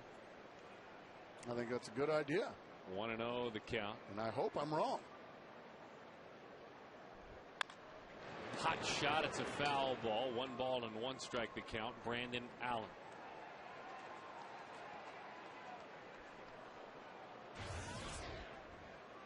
Allen grounded out to second. He singled, and I mean a very convincing single. A shot back in the 5th inning on a 2-0 count. Beat him with a good fastball there. 1-2. I don't know. I've just seen a lot of these type of games ending a solo shot by somebody.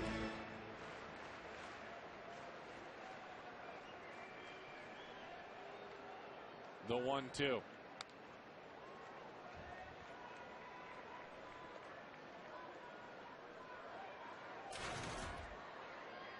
Scoreless ball game. Bottom half of inning number 7. Slow curveball, similar to the one that hit Montero, but was called back. You don't see it called very often. Bruce Dreckman, he made the call. I think he got the call right.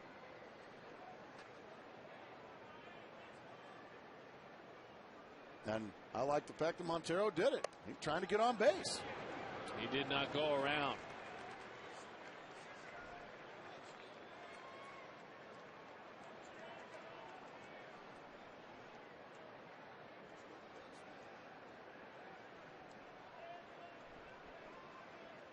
The 3-2. Back to the screen with a big swing.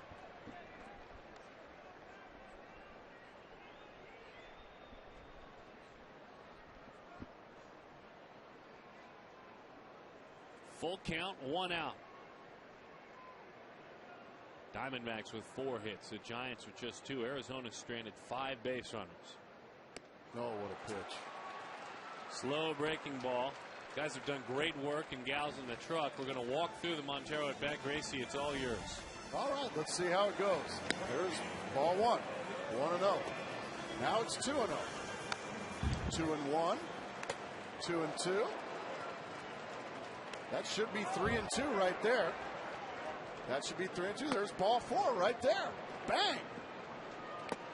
Ends up striking out.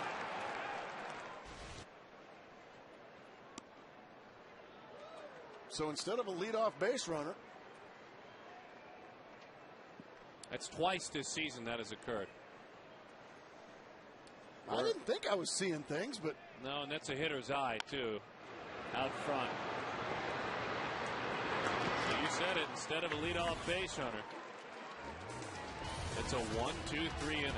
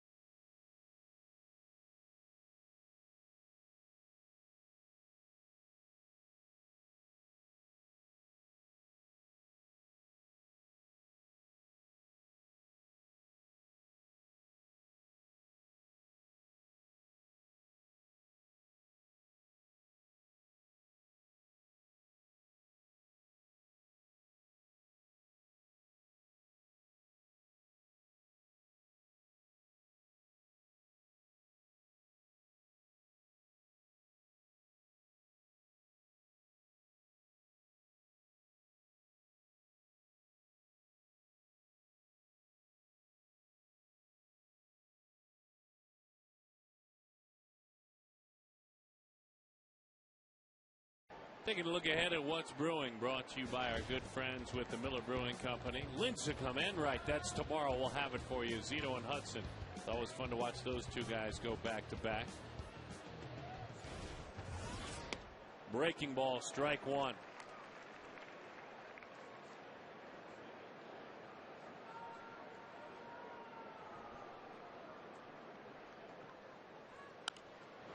Popped up. Coming on over to make the play is Roberts. And so Sandoval is erased. Remember, it was Pablo hitting. When Nick Shearholz was picked off to end the inning, he'll have to go dance back in the dugout.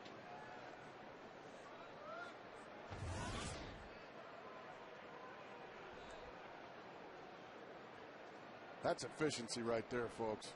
Oh. Once again, strike one. Cody Ross got his pitch. This time it's his turn to foul it back.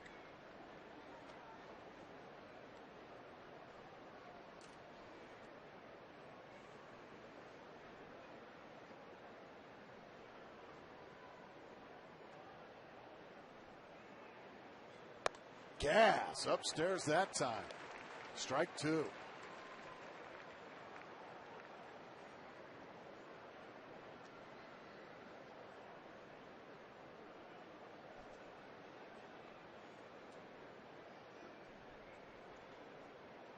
The 0-2. Breaking ball. The domination continues. Both pitchers just in a rocking chair, making it look easy. I love a good pitcher's duel, Darren. I mean, I'm a former hitter, but I love a good pitcher's duel.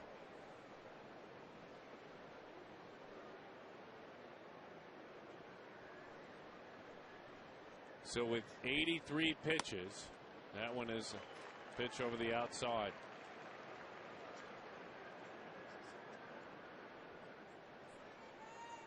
Oh, and 1 to count.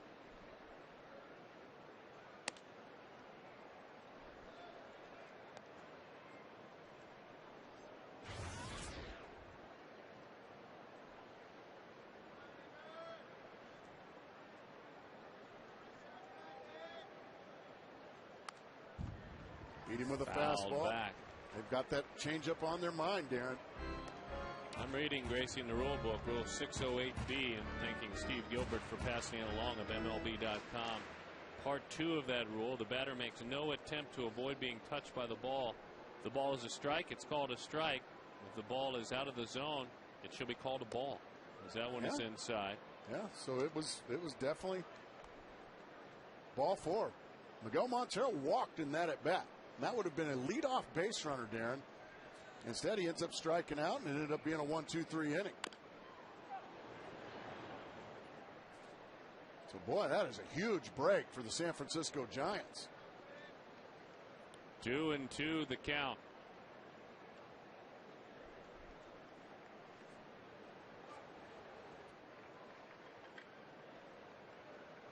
Just interesting that nobody picked up on it.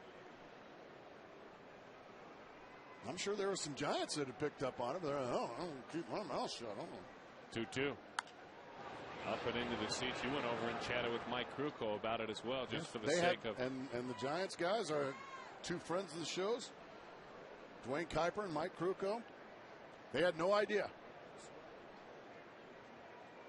It is a dead ball. If there was to be a runner on, it's immediately a dead ball. 2-2. Two of the best in the business right there. Oh, my goodness. Didn't get the call from Bruce Dreckman. You could see Kennedy wanted that one. You be the judge.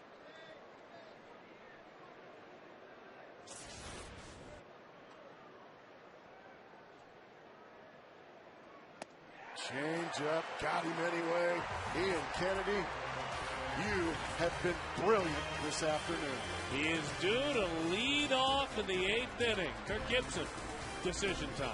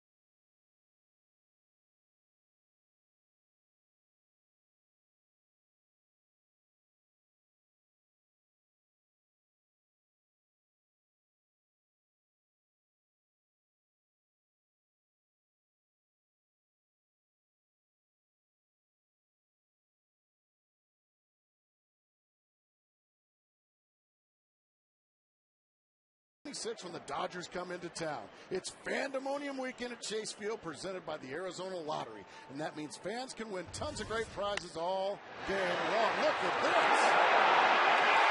Into right field, Ian Kennedy. We were stunned. He was hitting for himself. A double over the head of Shearholtz.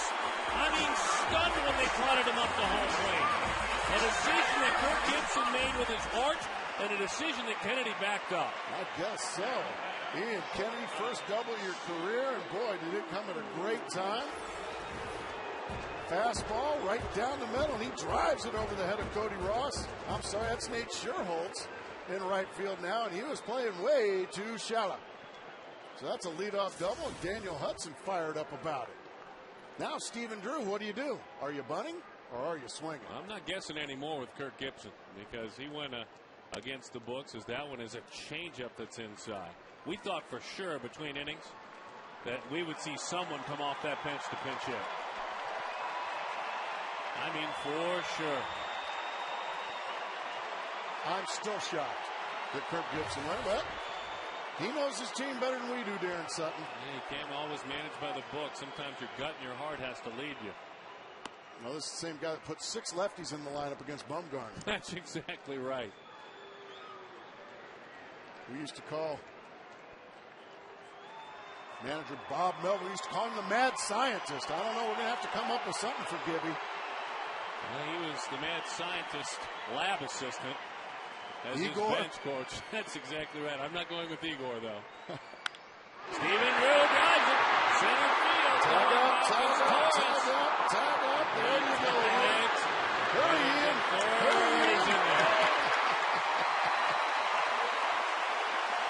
That was really well done by Ian Kennedy. He is showing some athleticism. He's showing some knowledge of the game. This guy didn't hit in the American League, folks.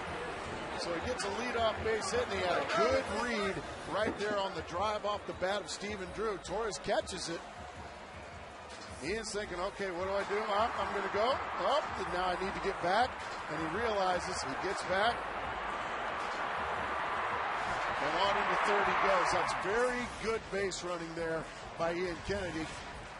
And Madison Bumgarner is going to leave the game. Boy, was he impressive. Darren Sutton at 21 years of age. 7 1/3, incredible innings. Ian Kennedy, the first extra base hit of this game. Either team, Ian Kennedy got it.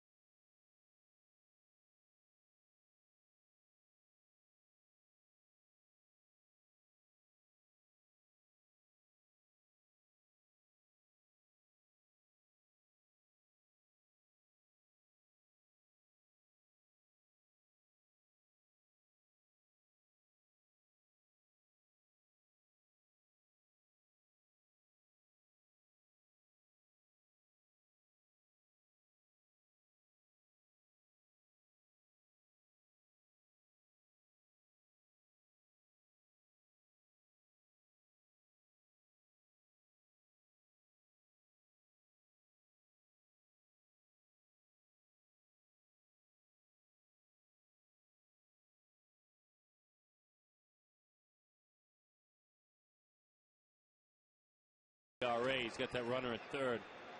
Madison Bumgarner. Ryan Church is called upon to pinch hit.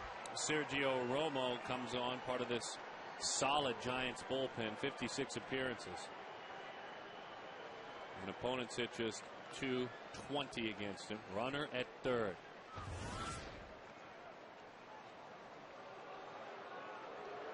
Just seeing if a squeeze may be on. Ryan Church with the infield in. Ryan Church comes into this game hitting 192, but with the infield in, that adds 100 points to your batting average, so he's a 292 hitter as we speak. Slider called a ball away. 1-0 the count. In a Diamondbacks uniform, Ryan is 7 of 28. He's got 3 doubles and an RBI. Hitting 250 as a Diamondback. The Giants bullpen over the last 6 games, an ERA of 1.38. That's a fancy beard he's got working there. Holy mackerel. That one's down as well. Boy, those are both close. I think they're both down. 2-0 the count.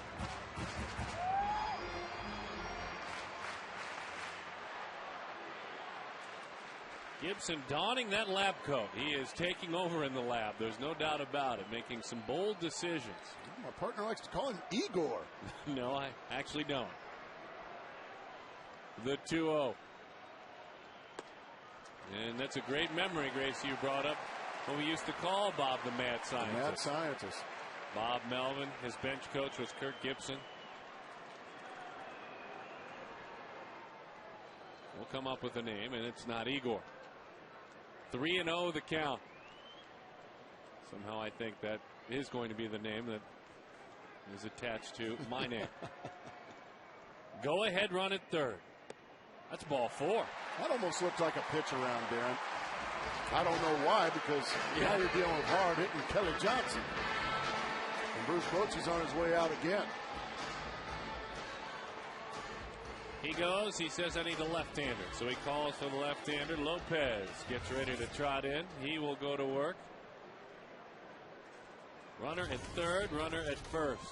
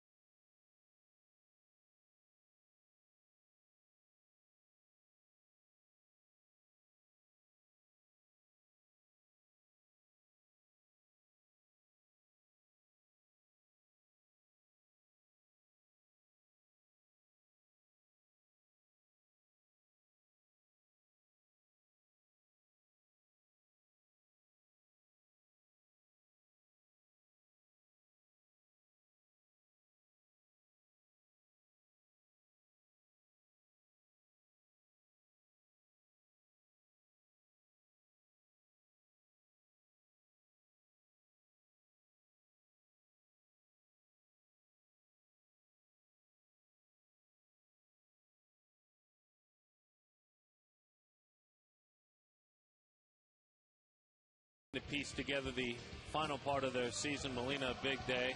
Boy, the Colorado Rockies are serving notice.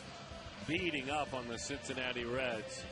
Matt Lato starts for San Diego again with a chance to stop a losing streak. He did his part trying to stop it 5 days ago. He did, but Barry Enright was right there toe-to-toe with him. And that Padre bullpen all of a sudden showing a little vulnerability, Darren. They've logged a lot of innings this year, and because of that, all of a sudden some weariness might be creeping in to those Padre relievers. But right now we're thinking about a San Francisco Giant reliever, aren't we? Thinking about Javier Lopez. The left-hander goes to work. Lefty's hitting 157 against him this year, and that's part of the reason. Boy, he had a good pitch to hit there. Fouled it back. Drops down side wheel against Kelly. Kelly is 6 of his last 19 against southpaws, with 2 doubles, a homer, and 4 RBIs. Ian Kenny's got to try to get a good jump on any ball off the bat. Get a big lead. Bouncing ball, foul ball, 0-2. Because with a left-handed pitcher, there's not going to be a pickoff play on him. Pablo Sandoval is a good 25 feet off the bag at third base. And you need to get as far off of third base as Pablo Sandoval is away from third base. So in other words, a little further. That one is outside. Like 1 if and 2. Sandoval is that far, then Kennedy can be out in here. You need to get as far off as the third baseman is far off. Does that make sense? Absolutely. So he needs to get a little more. And if you're foot racing Sandoval, maybe another step. The 1-2. Got him. Huge strikeout from that left arm of Javier Lopez with runners on first and third. Kelly Johnson had a great pitch to hit on the first pitch. Fouled it back, and then he got the nasty one that time from Lopez. Nothing you can do there. That's just a pitcher's pitch. And Bruce Bochy's going to the mound again, so job well done by Javier Lopez. Trying to piece this thing together. Call to the bullpen. Ramon Ramirez answers that call.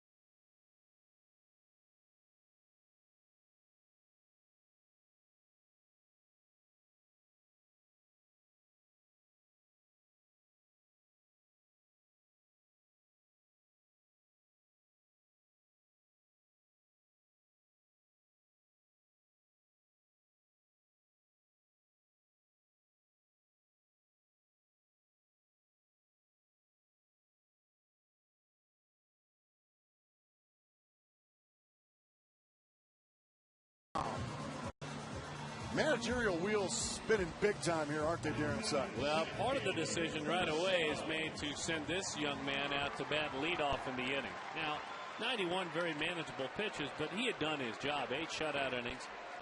With his heart, Kirk Gibson makes the decision, and he doubles. His first ever double in the big leagues. The first extra base hit of this game, and that's what started it. And then Bruce Bochy has made 3 pitching changes in this inning. Ramon Ramirez, you're up next, with some very good numbers. Young takes a sailing fastball that runs over the inside corner. 0-1 the count. In this inning, Sergio Romo, Javier Lopez, now Ramon Ramirez have relieved Madison Bumgarner, who started the inning. Buster Posey going to go out and have a conversation with his right-hander. Now it's up to Buster Posey, and Ramirez has a very good breaking ball, Darren. He's got to keep everything in front of him. Keep everything away from the backstop after Javi Lopez came in and did a great job on Kelly Johnson. Last thing the Giants want to do is give up a cheapie here with a wild pitch or a pass ball. He's got to put his nose on it, as you said, does Posey. Perfect pitch, outside corner, 0-2.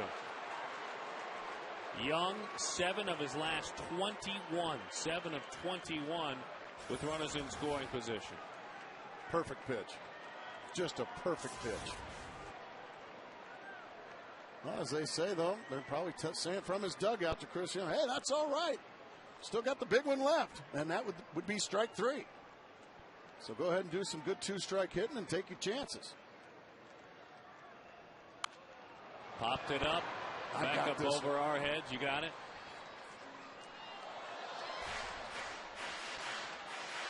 Man, just missed it. Just missed it.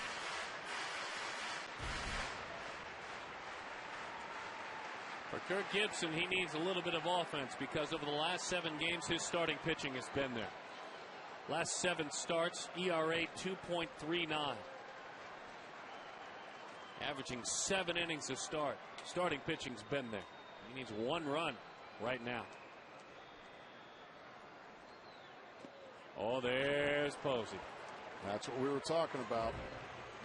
You have got to be a wall back there. That looks like a split-fingered fastball.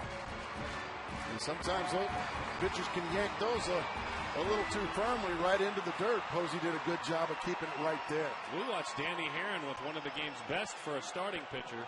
His best splits were in the dirt. Yeah, that's where you want to throw them. You want to throw them down in the dirt area. Those are the ones that get swung at.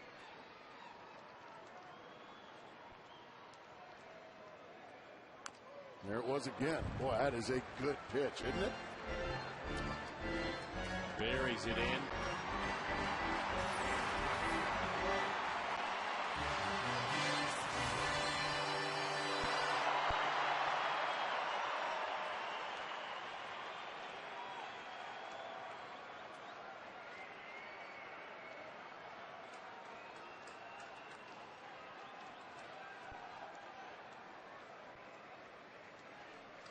'81 runs batted in for Chris Young.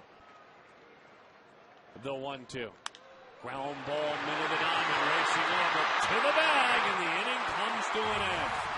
Ian Kennedy led it off with a double. Ian Kennedy was stranded. Will he be pitching when we come back?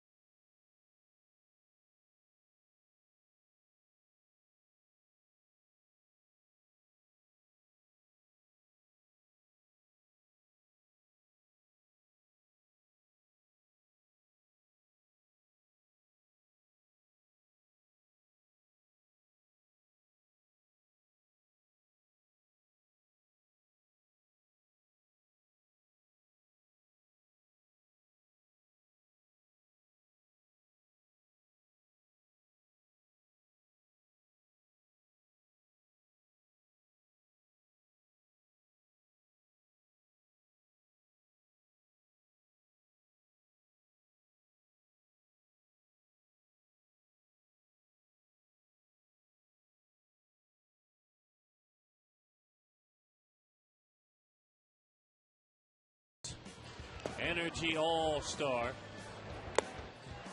Ian Kennedy was dominating. Gave up 2 hits. He struck out 6 in 8 shutout innings. And he also picked up his first ever double in the big leagues. But Arizona could not capitalize. All that, and Ian Kennedy is not pitching anymore. He is done. It looks like right there, Kirk Gibson is saying, hey, you want to go back out there? It looks like the answer is, man, I'm getting tired. And that's probably what a journey around the bases might have done. Legging out the double, then sprinting to third base, sliding into third. He feels like he's done. But what a job well done. So that's going to mean Juan Gutierrez comes into the game. Big Goop, my partner likes to call him. He's starting to throw the ball very well as well, Darren Sutton. A lot of guys out there starting to improve. Yeah, this Diamondbacks bullpen is As we said in our pregame show segment, all you're asking for is respectability, league average. If you're an average bullpen, with the way the starters have been throwing, the starters have been energized, the offense is certainly doing its part, though today handcuffed in a dynamic performance by Madison Bumgarner. Augie Ojeda comes on. Let's see. Gutierrez in that 9 slot, so just a straight up move as Ojeda is batting in the 2 hole.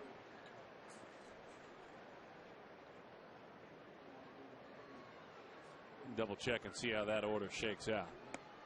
You would think just because you would put Gutierrez as far away as you could. Exactly. It's a straight up, so you would think that Gutierrez would be batting 2nd and Ojeda batting 9th. Augie is on for defensive purposes. That's not the case. It's popped up. Guillen, pinch hitting. Miggy, a mile high. He is there, and he puts it away. But I think also, Darren, it's okay to go straight up here because Juan Gutierrez is a 1 inning at most guy anyway. He's not a guy that you're going to stretch out 2 and 3 innings. So I don't disagree with the straight up anyway. move. Right? Exactly. Good call. You'd hit anyway. It's not a long reliever. Now, he's been a starter. He has been a long reliever, but not this year. I think you're just trying to get 1 inning out of him and go ahead and move on because now, because it's September, there's plenty of arms on both teams. Bochy used 3 different pitches, get 3 different outs right there. Here comes Chris Young. That's a base hit. Now, if you're Juan Gutierrez, you have got some serious speed on first base. Now the Giants finally with an opportunity to maybe try some things here offensively. They have just been handcuffed all day long by Ian Kennedy. And you've got to play no doubles. That's why Young was just about to that track. You can't let a ball get over your head. That just opens up a little bit of space in front of you.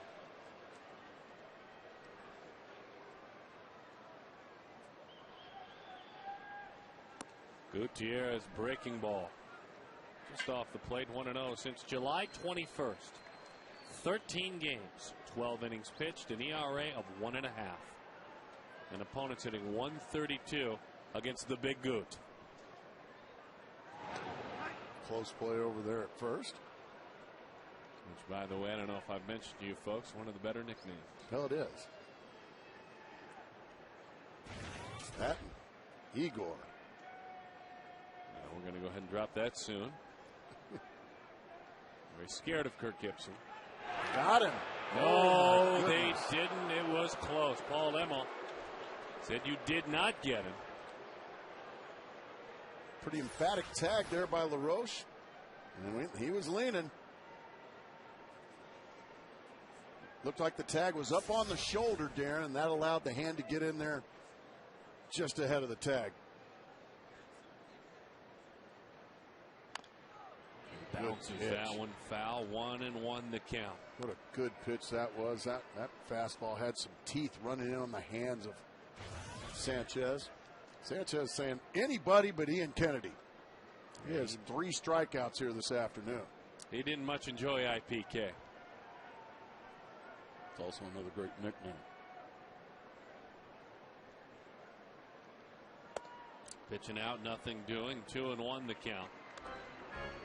Now Gutierrez this year and throughout his career, 7 stolen bases against Juan, no one thrown out. In his career, 19 stolen bases with Juan on the mound, just 2 thrown out.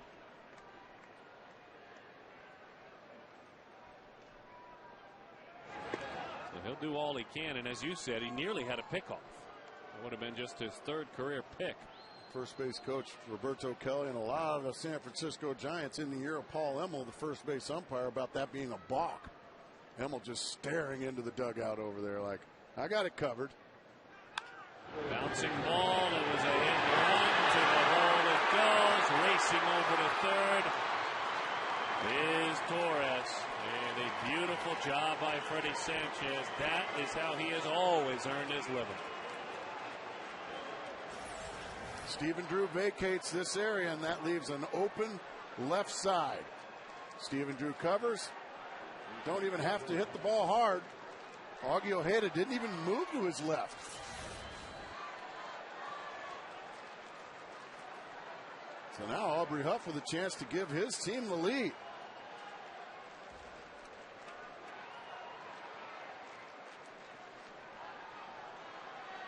Gutierrez coming in 46 in the third innings, 36 strikeouts. He would love one of those strikeouts right now.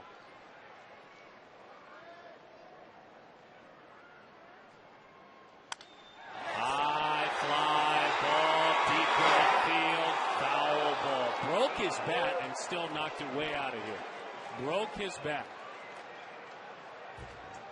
Makes sense out of that. And again, Huff coming into the ball game.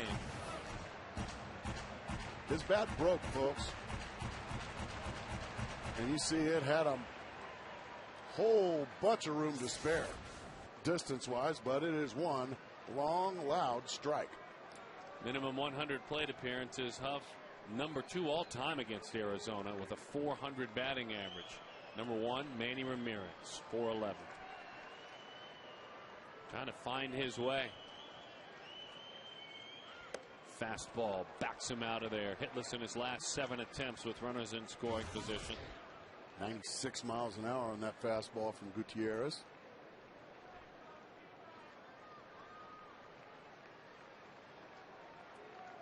He has rolled up 3 double plays this season. Just 3. Fastball popped up. If there's a play, this won't drive him in. LaRoche. Hey! Got it. Roberto Kelly. Huge out for Juan Gutierrez and the Diamondbacks. Roberto Kelly and Adam LaRoche were dancing a little bit there. Finally, Roberto Kelly just had to backpedal out of LaRoche's way for him to make the catch.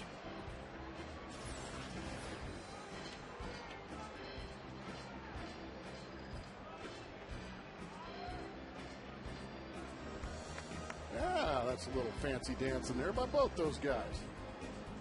You're telling me that it's Kurt Warner's new occupation. That's right. Dancer. He's dancing with the stars. He's not coming back. That's in Minnesota. Runners are on first and third. Top of the 9th, 2 outs. Bochy almost resorted to nail biting there. He thought about it. Now he thinks I have this young man, this gifted young man, Buster Posey. And Posey coming in against the Diamondbacks this year, 14 of 24. A 583 clip. He's 0 for 3, still hitting over 500 against Arizona. He's driven in 7 runs against the Diamondbacks. Well, this is the last guy in the lineup for the San Francisco Giants you want to see up in this situation.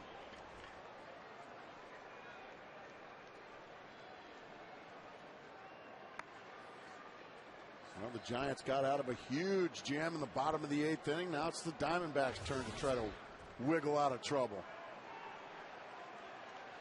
You got Nate Scherholtz on deck. He has not hit today. Wouldn't surprise me at all if you pitch awfully carefully here and just take your chances with Scherholtz, Darren. 1-0 the count. Coming in. You better be careful pitching careful, though, if you followed me there. We talk about this all the time. Your father taught us very well about that. If you want to walk him, walk him. Oh, right off the front foot. Remember, Uribe fouling a ball off his foot last night. They don't have him today. And hit the next pitch out of the ballpark. Watch the front foot. Right off the top of the foot there. Down goes Posey. So the decision was pitching him in. We talked about this in San Francisco.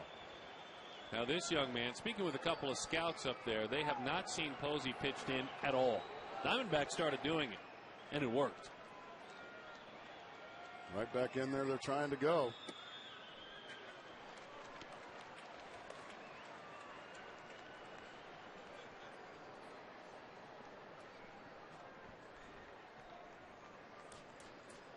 Let's watch Montero. Is he going back in? I think he's going to get a steady diet of inside fastballs, Darren.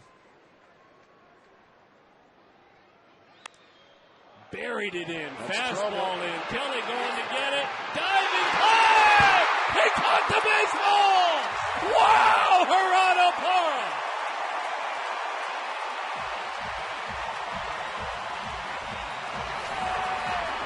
Justin Upton has been a no-go for a week. Gerardo Parra saying, I can go, please, I can go. And aren't we glad that he said that? To the bottom of the ninth inning, tied at 0-0.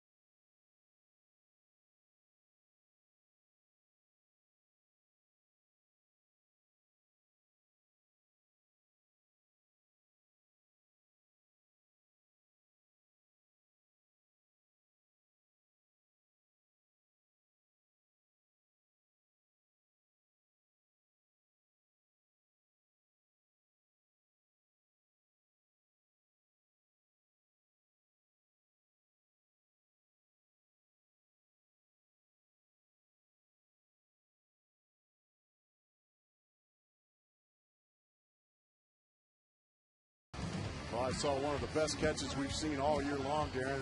Not only a great catch, but a huge catch. You think these guys don't care?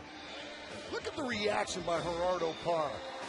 The great catch, and then the reaction of, yeah, you're doggone right I caught this ball, and slams the ground. That's big time right there. That's guys that care, and look at Andres Torres. He can't believe it. I have to admit, I was watching Kelly Johnson the whole time, Darren. I didn't even think Gerardo Parra was going to be able to get to that ball. Neither did I. And by the way, the one part that we didn't have time to pay off, nor should we with a play like that, Buster Posey was just pitched like a major leaguer. And what I mean by that is he was not given one chance to extend those arms. And we haven't seen that much this year. He's been pitched away. He has hurt teams away. That was great attack by Gutierrez. They're going to make the play, a nice play going up the ladder. Aubrey Huff. That's the thing about playing quote-unquote no doubles defense. You're only about a foot off the line. This is actually a foul ball.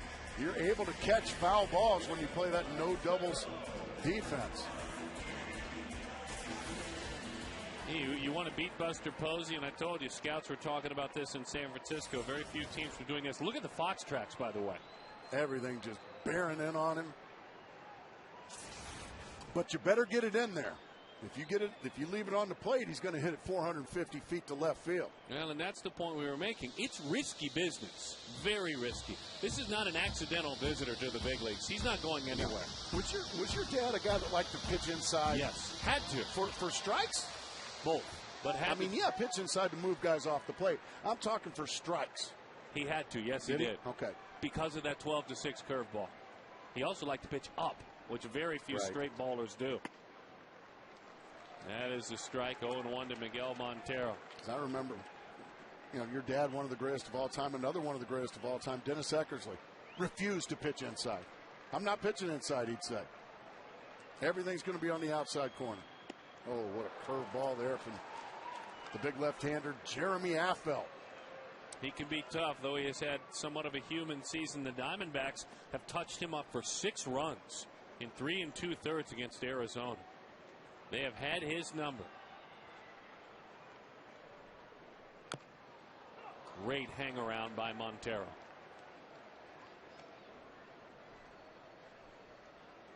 Picture yourself there swimming in the ocean. You just get that nose back above water to get a little bit more oxygen. That's what Miggy just did with that swing.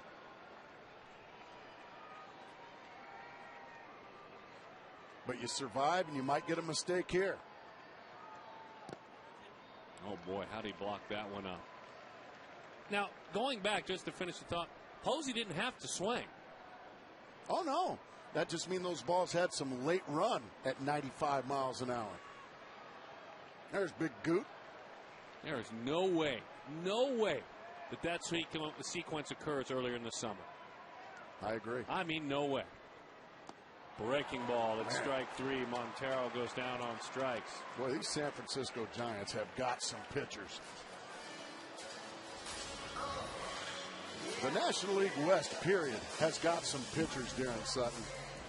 Well, that was a beautiful breaking ball there from the left-hander. I still think it's going to take a solo shot, Darren, from somebody. You heard it here first, folks. Enjoy it. Brandon Allen, Gracie says. Well, if he gets a fastball to his liking, he can. Ooh, he got a fastball, but he swung right through it. He thought about it. He attacked as if he were going to hit it. What Colorado has done, they have beaten Cincinnati 10-5. Colorado's not going to go away, folks. 0-2 the count. Don't forget, you're coming with us to Denver next weekend. 2 of the 3 games on television, Friday and Sunday. That ought to be a fun series for baseball fans. Diamondbacks go to Denver. Diamondbacks have a bit of a rivalry with the Colorado Rockies, I think. They should. I think more so than the Padres or the Dodgers or the Giants. What's your take on it? Well, they're both newer franchises. They both kind of took it to the next level in 07. In on the hands. Front offices and organizations. It's funny, they get along well in building a beautiful complex over off the 101. I think that's only going to add to the rivalry. Nobody real fond of one another. No. I like it. Breaking ball just inside. I'm looking forward to the loudspeakers over there at the brand new spring training complex. We've got a brawl on field 8. Both teams just getting it going. Security. The 2-2. Got him with a fastball. We'll play extra innings. And as we do so in a 0-0 ball game. To the 10th we go.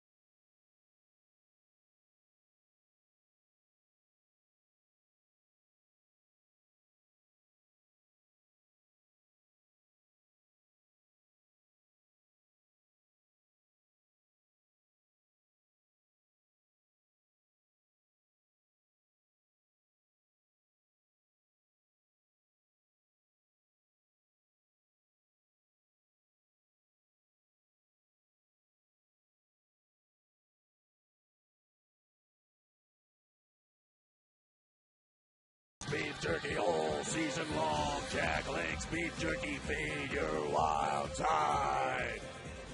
Juan Gutierrez back out there working. As we move along to the 10th inning in a scoreless ball game. I love it when Randy Macho Man Savage comes in and does that read. And then poof, he is gone.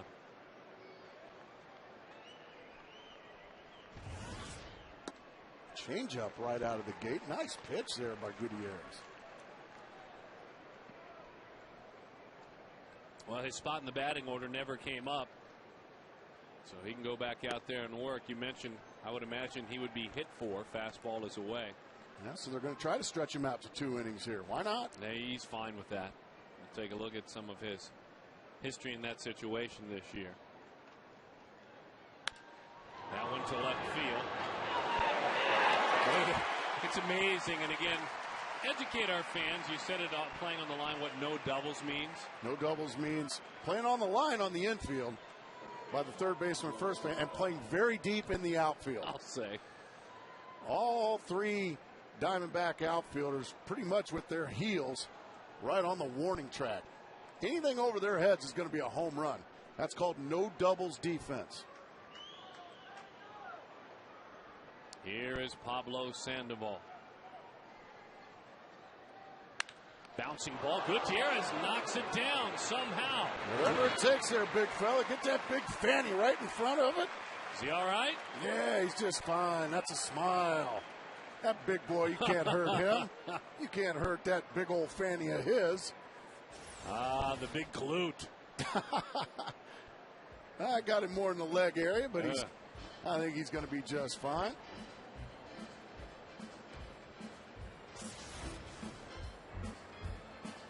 One of the more delightful guys you'll ever run into, folks, is Big Juan Gutierrez. Through all the struggles, there was no one more classy. Baseball gods smile on players that handle their business like that. He's just fine. You kidding me? Get on back in the dugout there, Dave Edwards, Mel Stottlemyre. I'm just fine, says the big fella. So the big glute is just fine. The big fella, the Venezuelan-born hard-throwing right-hander.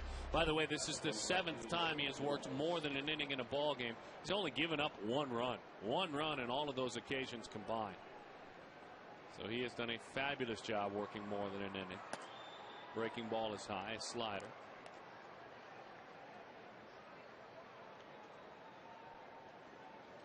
One and 0 the count. Cody Ross. 1-1.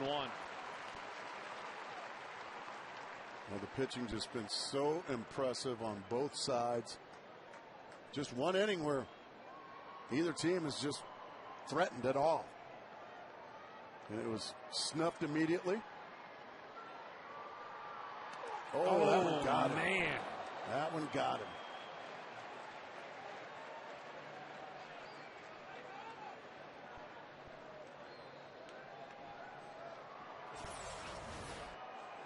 Right in the elbow. He was definitely trying to get out of the way.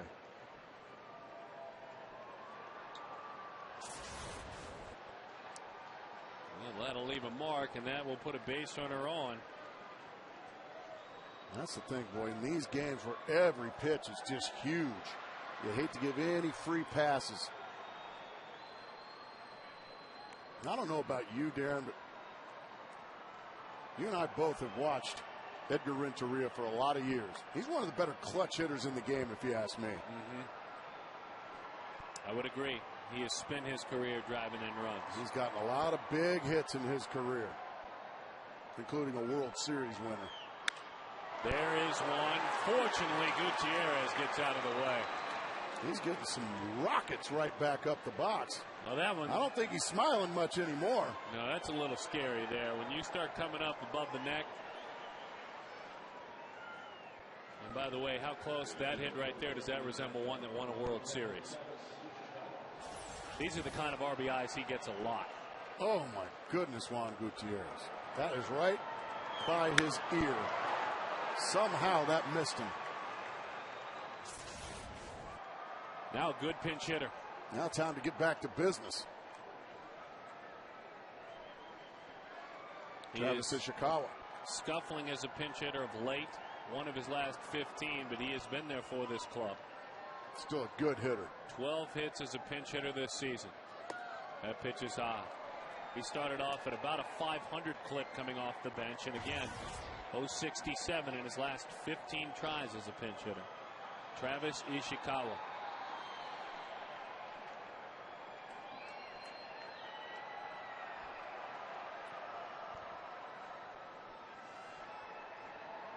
One more big out to go. The 1-0. Hot shot, foul ball. Changeup. That was a good changeup there by Gutierrez.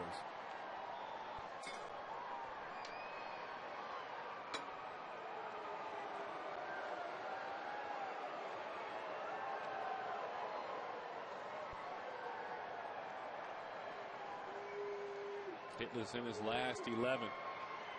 So the way he comes off the bench, the scary part for Bochy, not for Bochy, but for the Diamondbacks, is he's due. Gas, 96 miles an hour. Right after that changeup, Darren Sutton. Love to see the crowd get into it. Maybe stand up, get behind Juan Gutierrez here. Come on, folks. Tell them down there. Folks. It's a good crowd today, so they shouldn't be far behind. They've done a nice job. Hello? Come on, guys. Get up and get behind your pitcher. Hello? The 1-2. Fastball. Got him. Take that big bruised fanny back in the dugout and sit down. To the bottom of the 10th.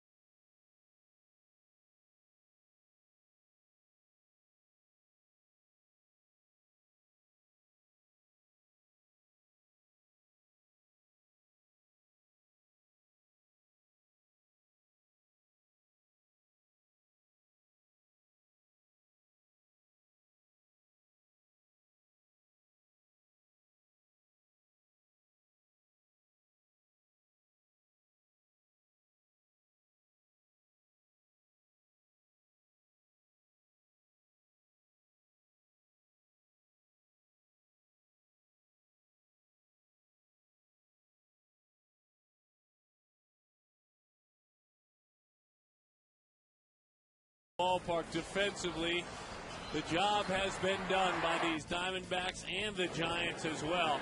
Both pitchers killing the strike zone. Both defenses making the plays. Pickoff, key, pitcher. And then this. That's why we're still here, folks. That's why we're still here. Because otherwise it would have been 1-0 facing Brian Wilson. Been a really good ball game. Well, good for the Diamondbacks. Certainly, these Giants have everything to play for. Exactly. I want to say hello to all the San Diego Padres that are watching the telecast. Very, very closely. All good friends of the show. As they get ready, you bet they are. Including Buddy Black, their manager. Santiago Casilla goes to work.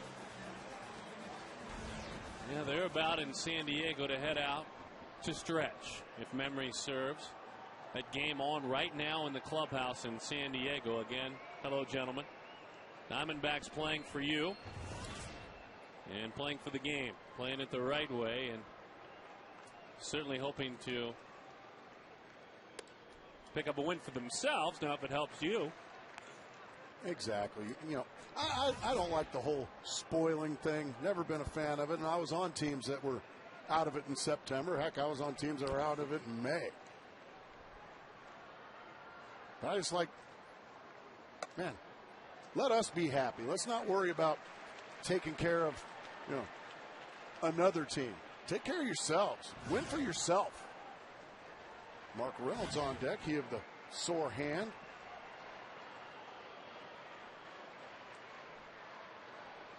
Two and 0 the count. 3-0. One is outside. 3-0 the count. He's flying open, Darren. All three pitches have missed badly away to Gerardo Parra. You know from your days of pitching, that's one thing and one thing only, and that is you're flying open. And that arm's just not able to catch up with that front side.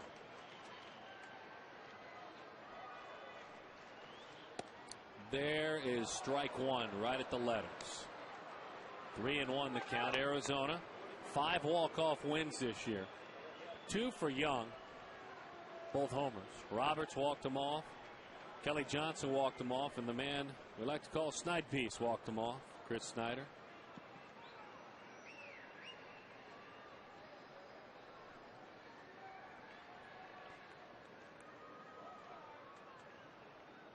Yeah, badly missing again. Leadoff walk by Parra.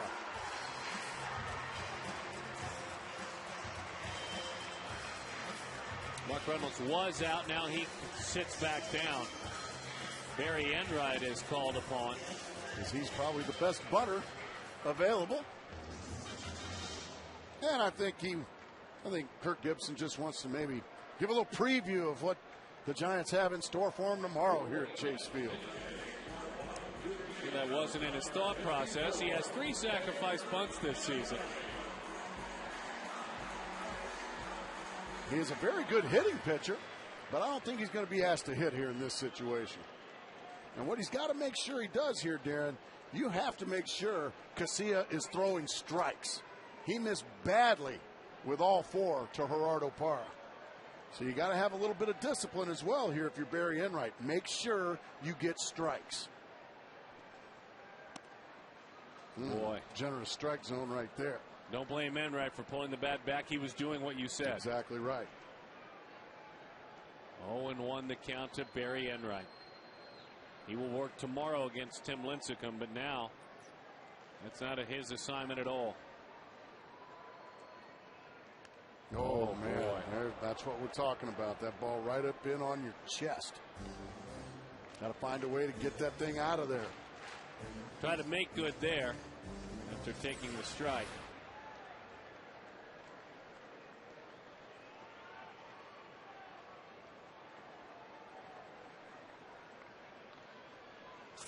Sandoval stays in at third. They're still anticipating that bunt. He's about 3 steps onto the grass.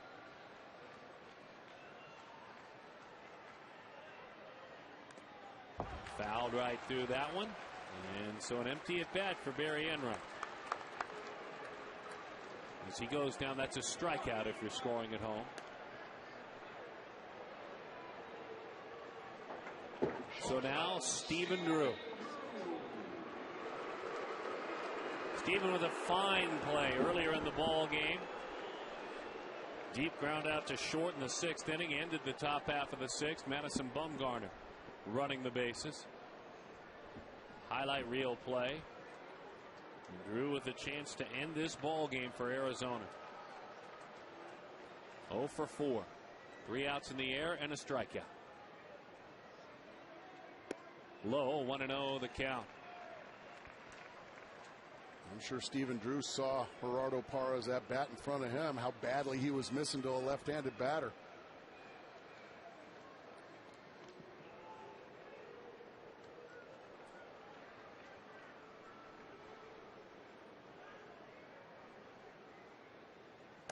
Outside.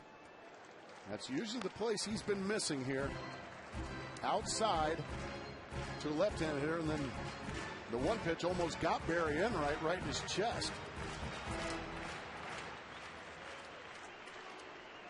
So 2-0 here on Stephen Drew. Now, 1 pitch in 1 spot, Darren Sutton. That's if you're Stephen Drew, that's what you're looking for. If you get it, swing it hard. Well, that was the pitch, but 98 miles an hour. My gosh. Got to be kidding me. 2-1.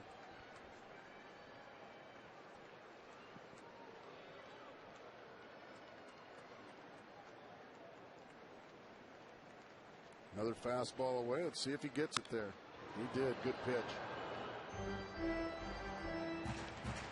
So he's thrown strike 1 at the letters. Strike 2. Perfect pitch. Starting to find his arm slot and delivery a little bit more. Santiago Casilla.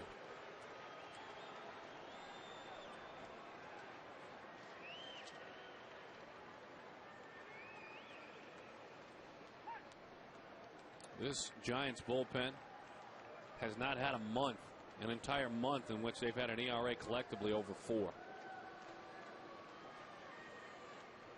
Been in the 3s all year long in June, and the 2s as Steven lifts that one. Down the line, should be a souvenir. It is.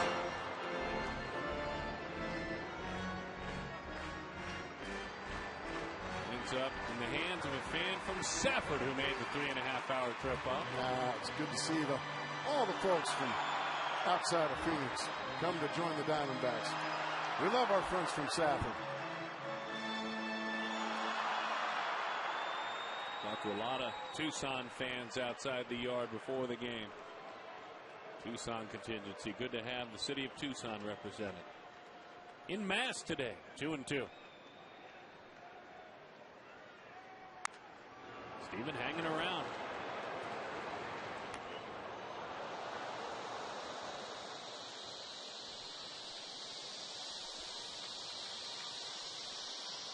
Five hits for both these clubs. Neither team has committed an error. San Francisco has stranded 6. Arizona has stranded 7. Diamondbacks with 2 one-run losses in that Houston series.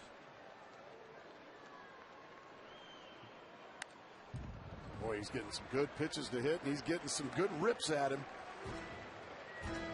All results in foul balls. 7 pitches so far. The next one will make it an 8-pitch at bat.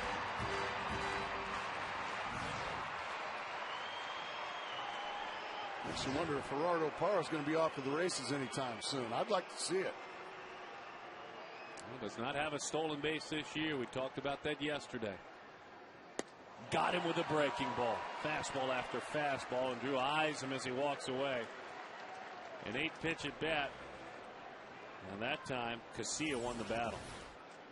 Oh, what a big-time breaking ball that was. Mark Reynolds going to come on now. He's going to pinch hit for Augie Ojeda.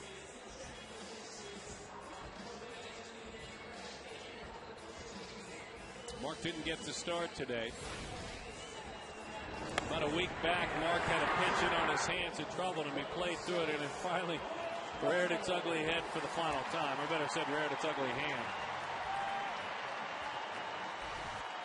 Describe what that feels like over and over and over again. It's just very painful. Right in that thumb area, the thickest part of your thumb, that's where it hurts. If you've ever had a thumb injury, you don't realize just how badly it hurts swinging a bat. And what do? Run right back in there. And that's the thing, you know, it was in the paper today. He was basically saying how he hurt his thumb, and that is, I've been pitched inside and I've been jammed. Well, you're basically letting everybody know that you're vulnerable inside. Buster Posey knows how that is. He's calling pitches right now. Broke his bat. Into the dugout. Bat goes to the mound. And Mark Reynolds hurt his thumb again on that one. He is in big time pain.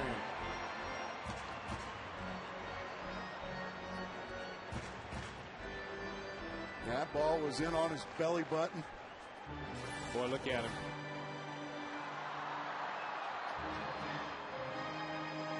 You can see it. Look out, folks.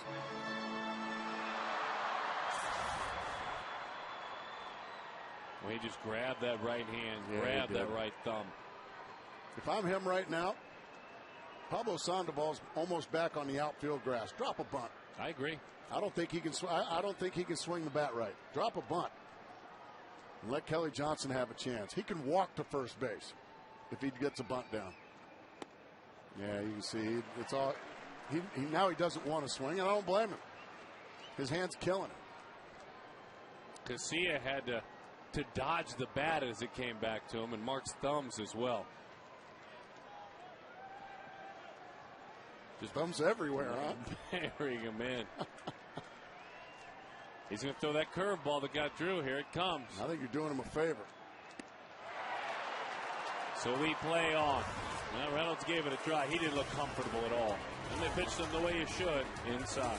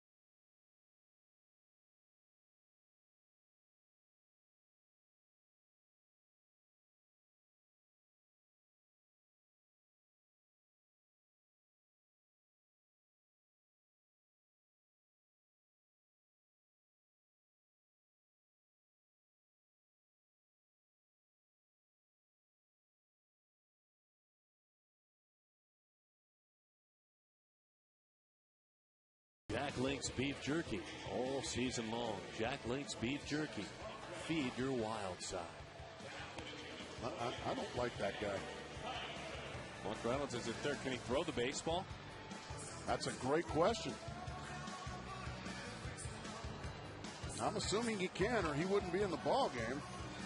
Jody Jackson's down below. Jody, what'd you find out? Well, there's no question when Reynolds swung at the second to last pitch, Dave Edwards became perched here on the second step and was really watching him closely. When he came off, Dave went over to him, and then Reynolds went back out there. Now, I caught Mark Reynolds when he came into the clubhouse today, and he told me he wasn't sure if he was in the lineup. He just found out the moment he walked in the door, so he was ready to play. As you guys know, he's never going to take himself out, but I saw his right hand up close. It was a bit swollen. He's got the bone bruise on the thumb, and as you guys mentioned, it is very, very painful.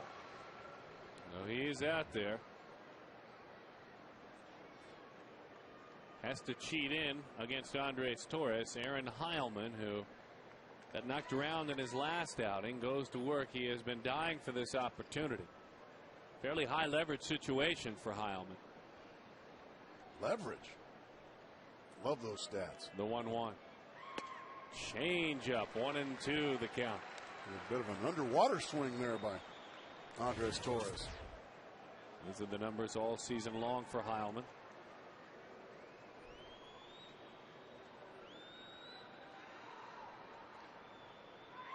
Got him. The fastball set up by the soft stuff. That swing never really came above the surface because he didn't catch up with the fastball in the end, as you were talking about. Just the high fastball after some change-ups, perfectly placed. Right underneath the hands of Andres Torres. He's quickly disposed of.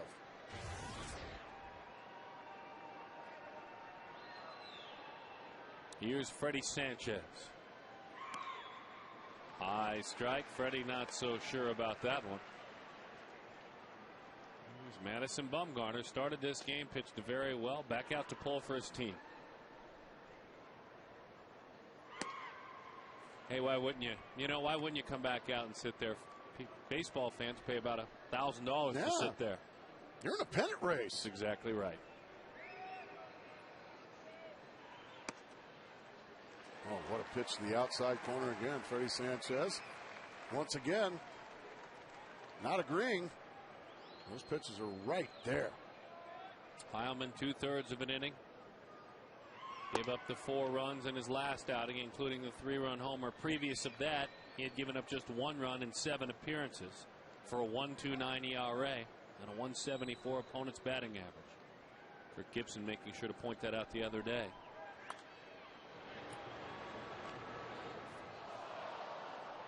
Relief pitching, certainly a thankless job. You get out, you're supposed to. You give up runs, you're terrible. That's exactly right. Rarely are you great when you get the 3 outs you're supposed to get. 2-2 the count.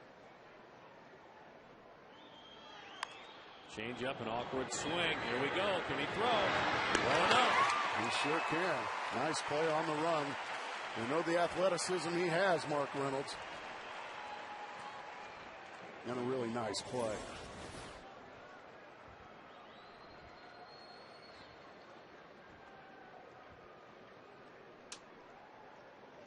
All right. Now Aubrey Huff.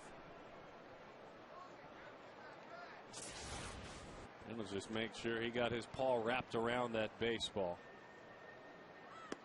Change up, 0-1 the count. He's got a good change up today, does Heilman. He really does.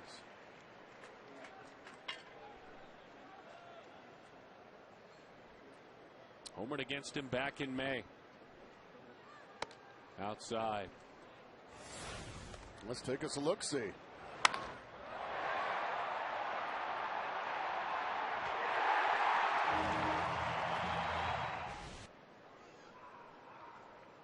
The 1-1. Oh, what a pitch right on the inside corner. A comebacker, Darren Sutton. Right at his belt buckle and grabbed the inside corner.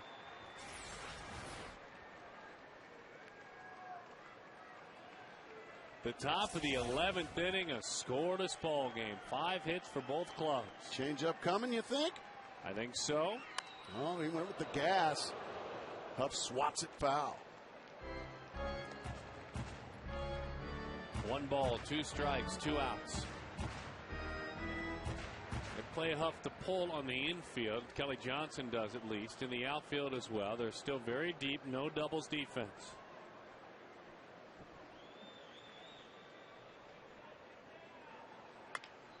In on the hands and base hit. Pulled those hands in, so he went back to that well. Nice hitting right there by Aubrey Huff. How do they pitch Buster Posey? Let's watch together. And this ought to be fun.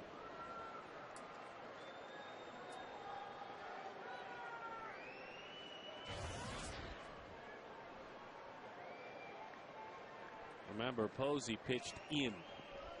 Hard in. Miguel takes a peek out there. Different kind of pitcher, though. Well, there goes Miguel Montero in. Back in he goes. You got that right. In on the hands, goes to right field. Carr has to play out on a hop. That was almost an instant replay of what we saw earlier. You know what, though? You try to be a hero. You dive, it gets by you. You cost your team. Made the right decision. He dove when he knew he could catch it before. You're exactly right. If he dives there and the ball gets by him, it's 1-0 Giants. But a good job of keeping it in front and making the next hitter beat you, and that is Nate Shearholtz. Well, how about Posey? I like him. In. There's a lot to like. With an inside-out swing. Didn't try to do too much at all. He's fine with it. You want to come in there? I'm ready. A couple of fastballs in. One to Huff, one to Posey. They've both been base hits out to right field. Now Shearholtz. Let's see what Heilman decides to go with here. Oh, boy, he got away with a hanging changeup, belt high. But they're not mistakes when they don't get pounded, and that one could have easily been pounded, Darren. Well, that makes your fastball that much more effective now that you've established that change in the mind of Shearholtz. See if he tries to run a fastball inside. Another changeup. It's driven to the gap. It goes. That one is down. All the way to the wall it goes. 1 run will score. Another run comes around. Nate Shearholtz gives the San Francisco Giants, San Diego, are you watching, a 2-0 lead. Now Heilman got away with a hanging changeup first pitch on a foul ball. He came right back with another hanging changeup. This time Shearholtz was ready. He didn't miss this one. Oh dear. Into the gap it goes. And start the merry-go-round for the San Francisco Giants. After 2 quick outs for Heilman, he can't get that all-important third, and the Giants just break Aaron Heilman's heart.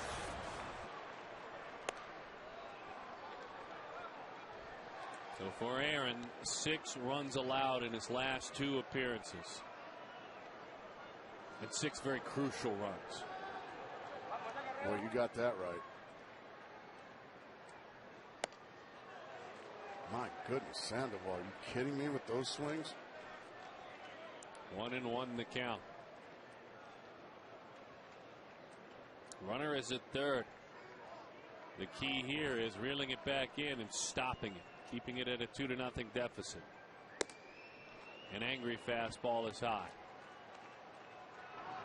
Wilson's ready in the pen.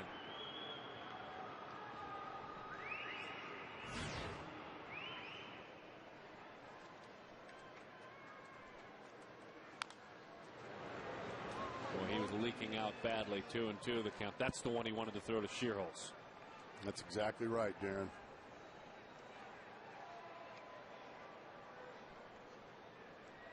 Deuce is wild, and unfortunately for Arizona, with the 2-ball, 2-strike, 2-out collection of 2s. The other 2 that you can add is the quickly 2 runs added.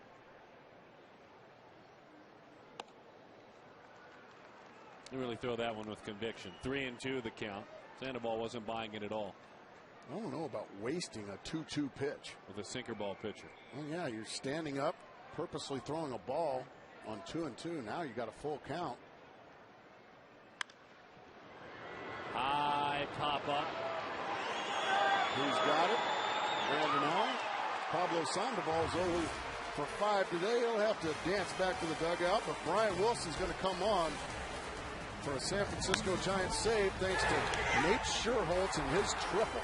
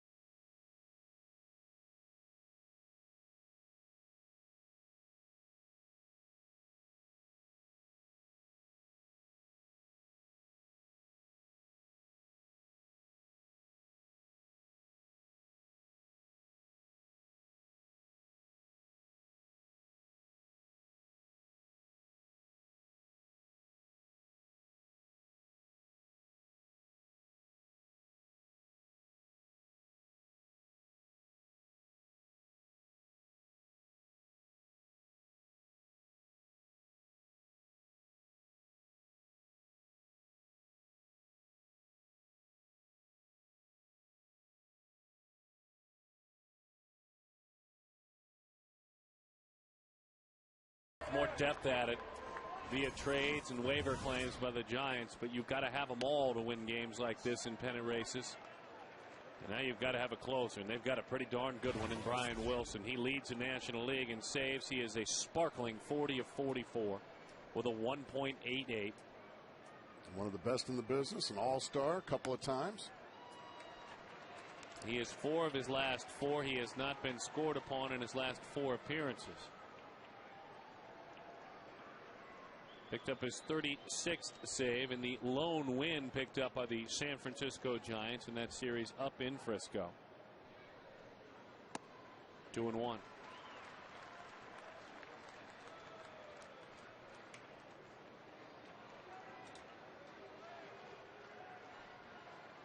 Has not given up a run to Arizona this year. That includes here and in Northern Cal. That's low. 3-1 the count.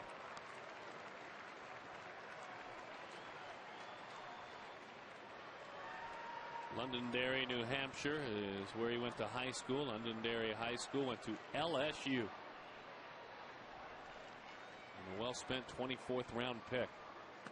Outside, It's ball 4. Well, you get 2 runs and the closer comes in and walks the leadoff man.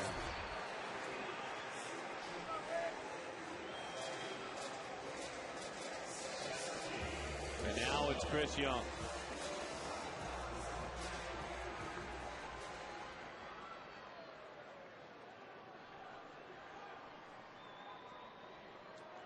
He did save yesterday's game. He also saved Saturday's game.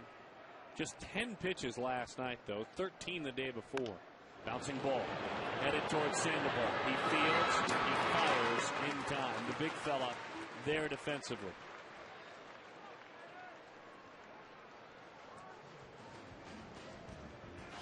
So Johnson moves to second. He doesn't mean anything. Kelly Johnson doesn't. If he can keep stacking up outs.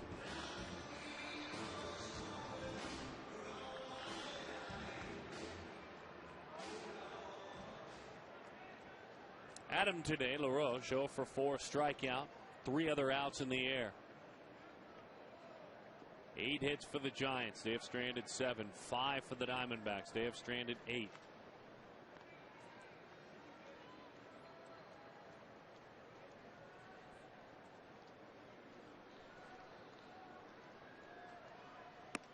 Outside corner. Right there at the knees.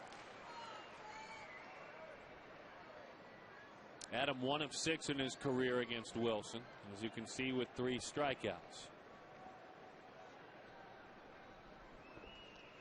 Miggy waits on deck. He has never gotten a hit against him in 6 tries. Yes. Right underneath the hands of Adam LaRoche. No chance there. Well, that's pitching. I mean, the one thing to be able to reach back and get high 90s, but to dot the outside, then dot the inside.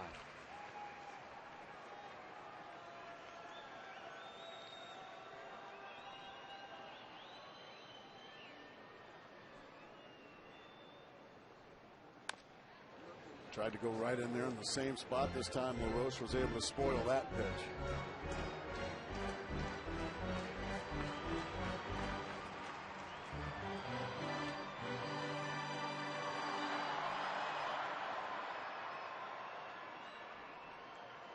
The 3-game series tomorrow and the next day, both night games. Tomorrow, Enright against Lincecum. We'll have them for you, both of them. Outside, slider. Slider at 90. 1-2 the count. Been a great ball game today.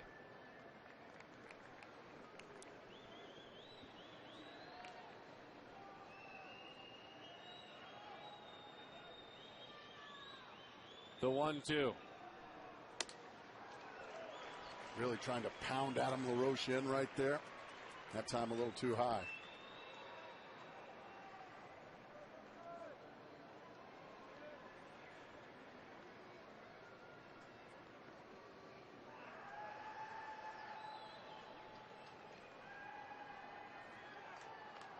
Two. That one is driven to center. With a dive, a fine play made by Torres. Not an easy play at all. That ball out there knuckling on him. He stuck with it. 2 outs. Tough luck for Adam LaRoche. Really a risky play there by Torres, but a huge play. If that ball gets by, Adam LaRoche is probably standing on third base as the tying run, but instead he makes the gutsy play, dives and makes a great catch. And the Giants 1 out away from a huge win and a little shot over the San Diego Padre bow. They came into play 1 game back of San Diego. They later on tonight take on the Dodgers. 0-1 the count. Miguel Montero.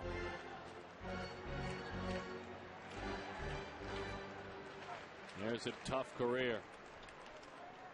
Hitless in 6 tries, 3 strikeouts.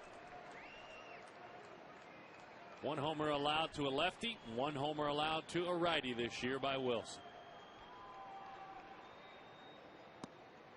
Slider. Posey drops it. 0-2 the count.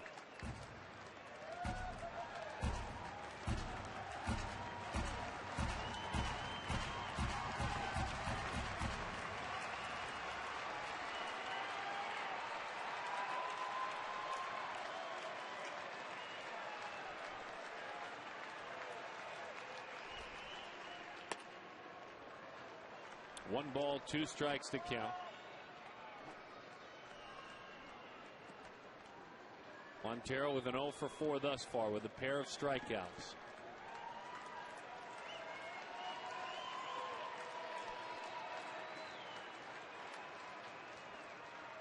The flamethrower rocks and fires on 1-2. That'll do it. A huge win for the San Francisco Giants, as they are victorious over the Diamondbacks in 11 innings. They are now 1/2 game back. They may wake up tomorrow morning tied for first place in the National League Western Division.